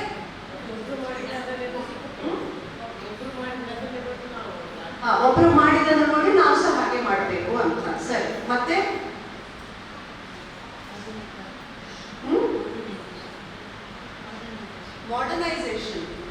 ಮಾಡರ್ನೈಸೇಷನ್ ಬೇರೆ, ವೆಸ್ಟರ್ನೈಸೇಷನ್ ಬೇರೆ, ಆಯ್ತಾ? ಮಾಡರ್ನೈಸೇಷನ್ ಅಂದ್ರೆ ಖಂಡಿತ ಮಾಡರ್ನ್ ಆಗ್ಲೇಬೇಕು. ನಾವು ಹಳೆ ಕಾಲದ ಮುಂಚೆ ಬೈಲುಗಾಡಿಯಲ್ಲಿ ಹೋಗ್ತಾ ಇದ್ವು, ನಮ್ಮ ಅಜ್ಜಂದ್ರು ನಡ್ಕೊಂಡು ಹೋಗ್ತಾ ಇದ್ರು ಅಂತ ನಾವೀಗ ನಡ್ಕೊಂಡು ಹೋಗ್ಲಿಕ್ಕೆ ಆಗೋದಿಲ್ಲ. ಆಗಿನ ಕಾಲದಲ್ಲಿ ಹಾಗಿತ್ತು, ಈಗಿನ ಕಾಲದಲ್ಲೂ ಹಾಗೆ ಇರಬೇಕು, ಖಂಡಿತ ಸಾಧ್ಯ ಇಲ್ಲ. ಲ್ಯಾಪ್ಟಾಪ್, ಮೊಬೈಲ್ ಬೇಕೇ ಬೇಕು, ಇವತ್ತಿನ ಅಡ್ವಾನ್ಸ್ ಟೆಕ್ನಾಲಜಿಲಿ ಬೇಕೇ ಬೇಕು. ಇನ್ನು ಬಟ್ಟೆಗಳು ಕೂಡ ಅಷ್ಟೇ, ಕಾಲಕ್ಕೆ ತಕ್ಕ ಹಾಗೆ ಬದಲಾವಣೆಗಳು ಆಗಿದೆ. ನಾವು ಸಣ್ಣದಿರ್ಬೇಕಾದ್ರೆ ಇದ್ದ ಹಾಗೆ ಈಗಿನ ಬಟ್ಟೆಗಳು ಇಲ್ಲ. ಬದಲಾವಣೆ ಜಗದ ನಿಯಮ, ಖಂಡಿತ ಆಗ್ಬೇಕು. ಆದರೆ ನಮ್ಮದನ್ನು ಬಲಿಕೊಡುವಂತಹ ಬದಲಾವಣೆ ನಮಗೆ ಬೇಕಾ? ಬೇಡ ಅಲ್ವಾ? ಸೊ ನಮ್ಮದನ್ನು ಉಳಿಸ್ಕೊಂಡು ಬದಲಾವಣೆಗಳು ಖಂಡಿತ ಬೇಕು. ಒಳ್ಳೆದನ್ನು ಖಂಡಿತ ಸ್ವೀಕಾರ ಮಾಡೋಣ, ಒಳ್ಳೆದು ಬೇಕು ನಮಗೆ.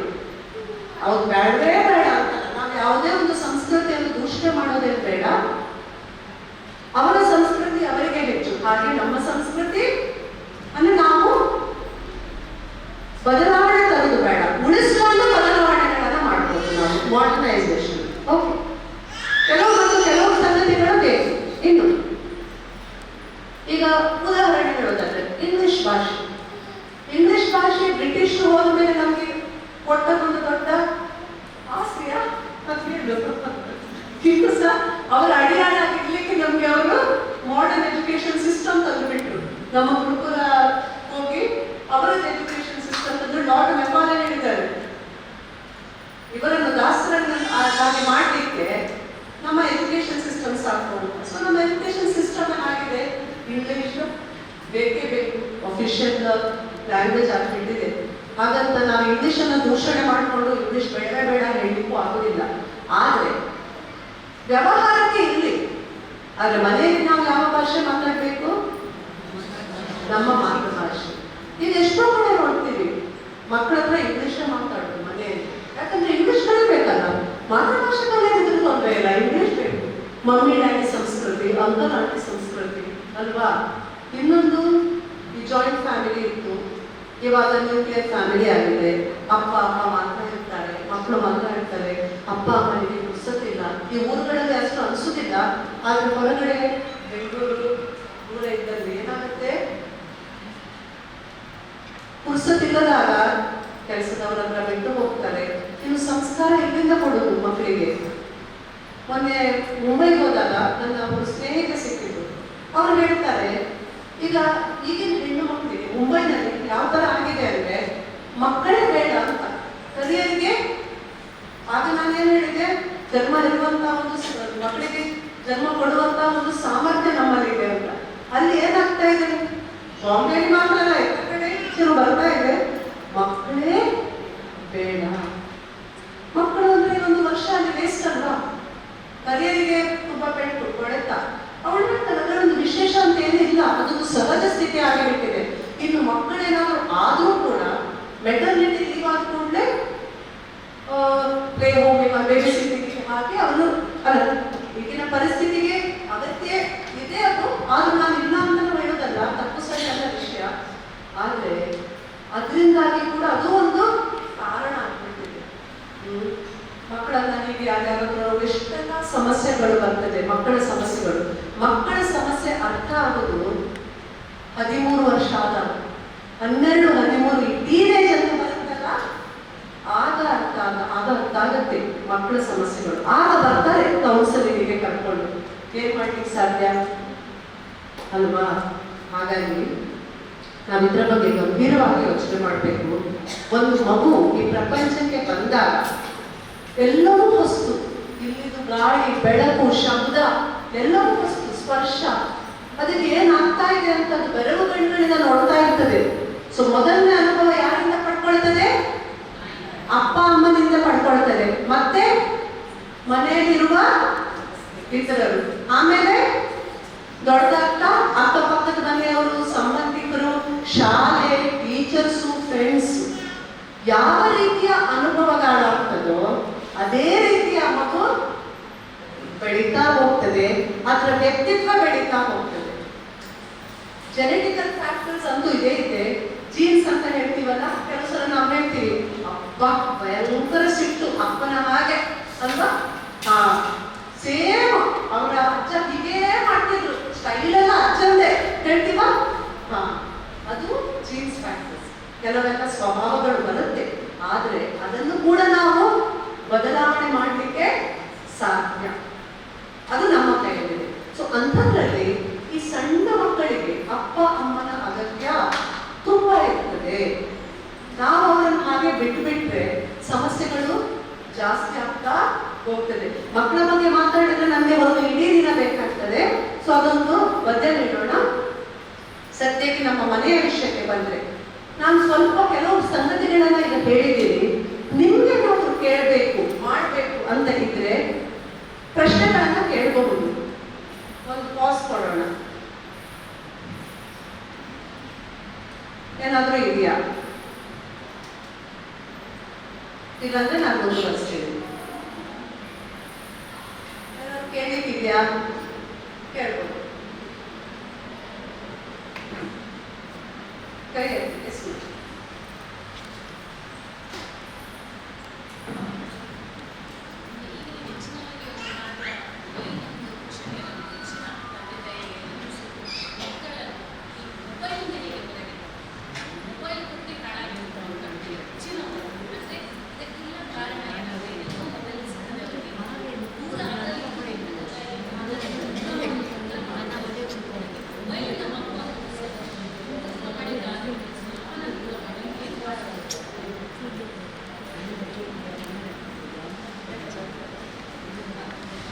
ಒಂದು ಮೊಬೈಲಿನ ಪ್ರಶ್ನೆ ಬಂತು.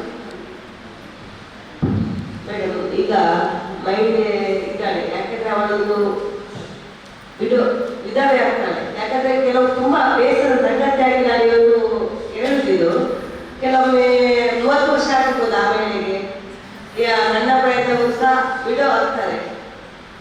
ಮಹಿಳೆ ಆದ ನಾವು ಮೊದಲೇ ನಾವು ಕುಂಕುಮ ಬಟ್ಟೆ ಇರ್ತೇವೆ, ಬಳೆ ಇರ್ತೇವೆ, ಕಾನೂನು ಇರ್ತೇವೆ ಸ್ಪೆಷಲಿ.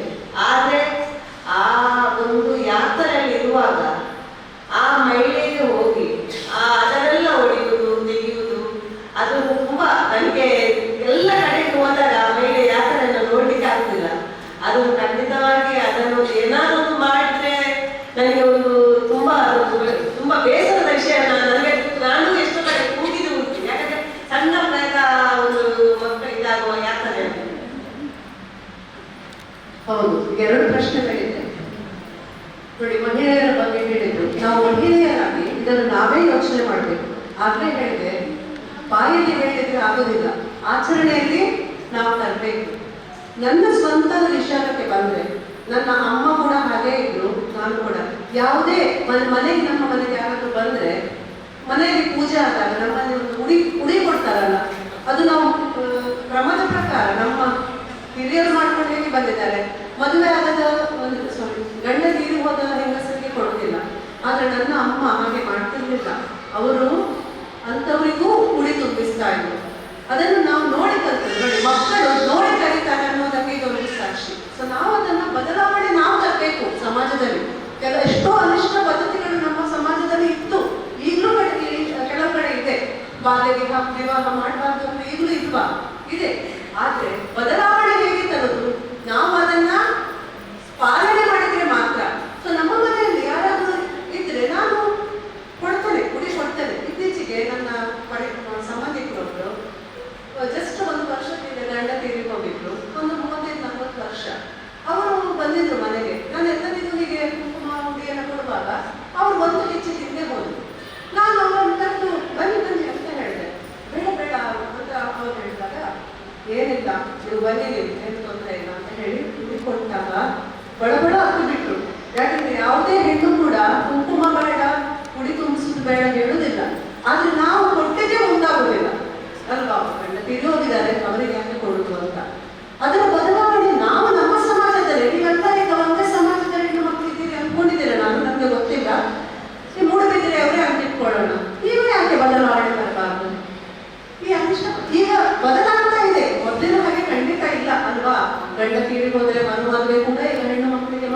ಸಣ್ಣ ವಯಸ್ಸಿನ ಹೆಣ್ಣು ಮಗು ಗಂಡನಿಗೆ ಹೋಗಿದ್ದಾರೆ ನಮಗೂ ಆಗುತ್ತೆ.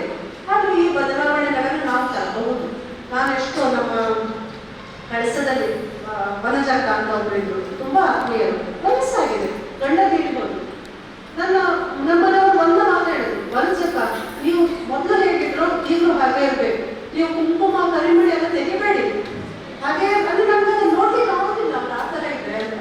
ಸೊ ಆ ಬದಲಾವಣೆ ನೋವು ಆಗುತ್ತೆ ಅಲ್ವಾ, ತುಂಬಾ ನೋವಾಗುತ್ತೆ, ತುಂಬಾ ಬೇಸರ ಆಗುತ್ತೆ. ಅದೊಂದೇ ವಿಷಯಕ್ಕಲ್ಲ, ಹೆಣ್ಣು ಮಕ್ಕಳ ದೌರ್ಜನ್ಯ ಆದಾಗ ನಮಗೆ ತುಂಬಾ ಬೇಸರ ಆಗುತ್ತೆ. ಸೊ ಈ ಬದಲಾವಣೆಗಳು ನಾವು ಹೆಣ್ಣಿಂದಲೇ ತರಬೇಕು. ನಾವು ಹೆಣ್ಮಕ್ಳ ಒಂದು ಇಂಗ್ಲಿಷ್ನಲ್ಲಿ ಒಂದು ಹೇಳ್ತಾರೆ, ಜೆಲಸಿ ಇಸ್ ದ ವುಮನ್ ಅಂತ. ಒಂದು ಈ ಹೊಟ್ಟೆ ಕಿಚ್ಚು ಗೊತ್ತಲ್ವಾ, ನಮ್ಮಲ್ಲಿ ಇಂತಹ ಗುಣಗಳಿಗೆ ನಾವು ಜಾಗ ಕೊಡಬಾರ್ದು.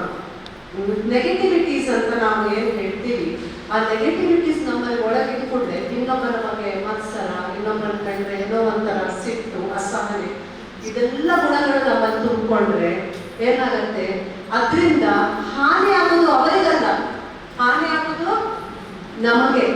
ಟೈಮ್ ಇದ್ರೆ ಒಂದು ಕತೆ ಹೇಳ್ತೀನಿ ಲಾಸ್ಟಿಗೆ, ಟೊಮೆಟೊ ಕತೆ, ಇದರ ಬಗ್ಗೆ ಈಗ ಹಾಗೆ ಪಾಸಿಟಿವ್ ಕ್ವಾಲಿಟೀಸ್ಗೆ ಮಾತ್ರ ನಾವು ನಮ್ಮಲ್ಲಿ ಒಳಗಡೆ ಜಾಗ ಕೊಡೋಣ. ಇಲ್ಲದಿದ್ರೆ ಕೊಳೆತ ಟೊಮೆಟೊಗಳ ಹಾಗೆ ನಮ್ಮ ಮನಸ್ಸು ಕೊಳಿತದೆ, ನಮ್ಮ ಹೃದಯ ಕೊಳಿತದೆ. ಹಾಗಾಗಿ ಒಳ್ಳೆಯ ಗುಣ, ಇನ್ನೊಬ್ಬರಿಗೆ ಒಂದು ಸ್ಪಂದಿಸುವಂತಹ ಗುಣಗಳನ್ನು ನಾವು ಬೆಳೆಸ್ಕೊಳ್ಳೋಣ.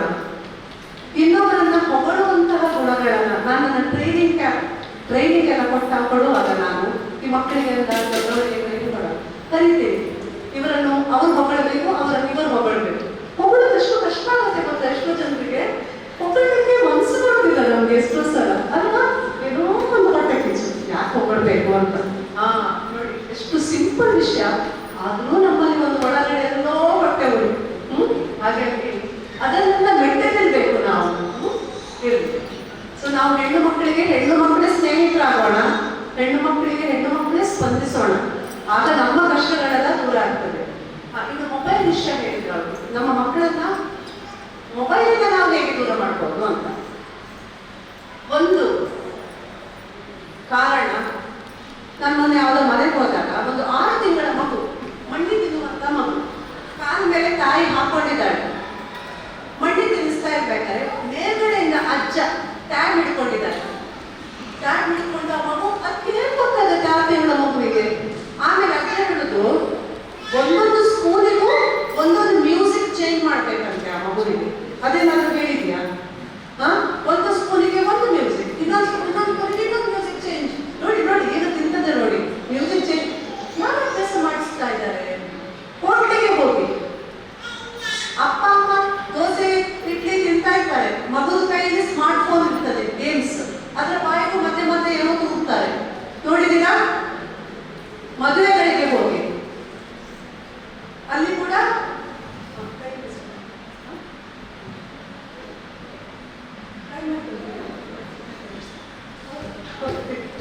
ಟೈಮ್ ಆಯ್ತಂತೆ. ಇದೊಂದು ವಿಷಯ ಮುಗಿಸ್ಬಿಡ್ತೇನೆ. ಸೊ ಅಭ್ಯಾಸ ಮಾಡಿಸೋದು ನಾವೇ. ನಮ್ಮ ಮನೆಯಲ್ಲಿ ಎಂತ ಹೇಳ್ತಾರೆ, ಡೇಂಜರಸ್ ಅಂತ ಹೇಳ್ತಾರೆ, ಅಪಾಯಕಾರಿ ವಸ್ತುಗಳು ನಮ್ಮ ಮನೆಯಲ್ಲಿ ಎಷ್ಟೋ ಇದೆ ಅಲ್ವಾ? ಯಾವುದು ಹೇಳಿ ನೋಡೋಣ? ಅಗತ್ಯ ಚೂರಿ, ಮೊಬೈಲ್ ಮತ್ತೆ ಚೂರಿ, ಕತ್ತರಿ, ಗಾಜಿನ ವಸ್ತು, ಗ್ಯಾಸು, ಎಲೆಕ್ಟ್ರಿಸಿಟಿ ಎಲ್ಲವೂ ಅಪಾಯಕಾರಿ ತಾನೇ, ಹೌದಾ? ಆದ್ರೆ ನಾವೇನ್ ಮಾಡ್ತೀವಿ, ಅದನ್ನೆಲ್ಲ ಇಟ್ಕೊಂಡಿದೀವಾ? ಹೇಗೆ ಇಟ್ಕೊಂಡಿರ್ತೀವಿ? ಉಪಯೋಗ ಆದ್ಮೇಲೆ ಜಾಗ್ರತೆಯಿಂದ ಮೇಲೆ ಇಡ್ತೀವಿ. ಅವುಗಳು ಎಷ್ಟು ಅಗತ್ಯನೋ ಅದೆಲ್ಲ ಯಾವುದೇ ಇಲ್ಲ, ಬೇಕೇ ಬೇಕು. ಗ್ಯಾಸ್ ಬೇಕು, ಎಲೆಕ್ಟ್ರಿಸಿಟಿ ಬೇಕು, ಚೂರಿ ಬೇಕು, ಕತ್ತಿ ಬೇಕು, ಎಲ್ಲ ಬೇಕು. ಅಷ್ಟೇ ಜಾಗ್ರತೆಯಲ್ಲಿ ಅದನ್ನ ಮೇಲೆ ಇಡ್ತೀವಿ. ಅದೇ ತರ ಮೊಬೈಲ್ ಕೂಡ ಖಂಡಿತವಾಗಿಯೂ ಬೇಕು, ಆದ್ರೆ ಎಷ್ಟು ಉಪಯೋಗ ಮಾಡಬೇಕು, ನಮ್ಮ ಮಕ್ಕಳಿಗೆ ಕೊಡಬೇಕೋ ಬೇಡವೋ ಅಂತ ನಿರ್ಧಾರ ಮಾಡಬೇಕಾದವರು ನಾವು. ಎಷ್ಟು ಹೊತ್ತು ಕೊಡಬೇಕು, ಕೆಲವು ಸಂಗತಿಗಳನ್ನ ನಾವು ದೊಡ್ಡವರು ನಿರ್ಧಾರ ಮಾಡೋಣ.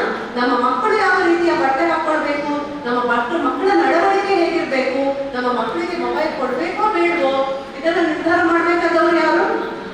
ನಮ್ಮ ಮನೆಯಲ್ಲಿ ಶಿಸ್ತು ಯಾವ ತರ ಇರಬೇಕು, ಜೀವನ ಶೈಲಿ ಯಾವ ತರ ಇರಬೇಕು, ದಿನಚರಿ ಯಾವ ಥರ ಇರಬೇಕು ನಿರ್ಧಾರ ಮಾಡಬೇಕಾದವರು ನಾವು. ಟಿವಿಯಲ್ಲಿ ಯಾವ ಕಾರ್ಯಕ್ರಮ ನೋಡಬೇಕು, ಯಾವ ಥರ ಧಾರಾವಾಹಿಗಳನ್ನು ನೋಡಬೇಕು. ಮಧ್ಯಾಹ್ನ 2 ಗಂಟೆಗೆ ಶುರು ಆದರೆ ರಾತ್ರಿ 11-12 ಗಂಟೆ ತನಕ ಧಾರಾವಾಹಿ. ಮನೆಯೊಂದು 3 ಬಾಗಿಲಂತಹ ಧಾರಾವಾಹಿ. ಯಾವ ವಿಲನ್ ಅದರಲ್ಲಿ? ಒಬ್ಬಳು ಹೆಣ್ಣೆ ಒಬ್ಬಳು ವಿಲನ್. ಕಿಡ್ನಾಪ್ ಮಾಡೋದು, ಕೊಲೆ ಮಾಡಿಸೋದು, ಯಾವ ಥರ ಧಾರಾವಾಹಿಗಳನ್ನು ನಾವು ನೋಡಬೇಕು ಅದನ್ನು ನಾವು ನಿರ್ಧಾರ ಮಾಡಬೇಕು. ನಮ್ಮ ಮಕ್ಕಳ ಮನಸ್ಸಿನ ಮೇಲೆ ಅದು ಯಾವ ರೀತಿ ಪ್ರಭಾವ ಬೀರ್ತದೆ ಅದನ್ನು ನಾವು ಯೋಚನೆ ಮಾಡಬೇಕು ಅಲ್ವಾ? ಸೊ ಎಲ್ಲವೂ ಇರೋದು ನಮ್ಮ ಕೈಯಲ್ಲಿ. ಸಮಯ ಜಾಸ್ತಿ ಇಲ್ಲ, ಸಮಯ ಆಗಿ ಹೋಯಿತು. ಸೊ ಎಷ್ಟೋ ಸಂಗತಿಗಳನ್ನು ಹೇಳಲಿಕ್ಕಾಗ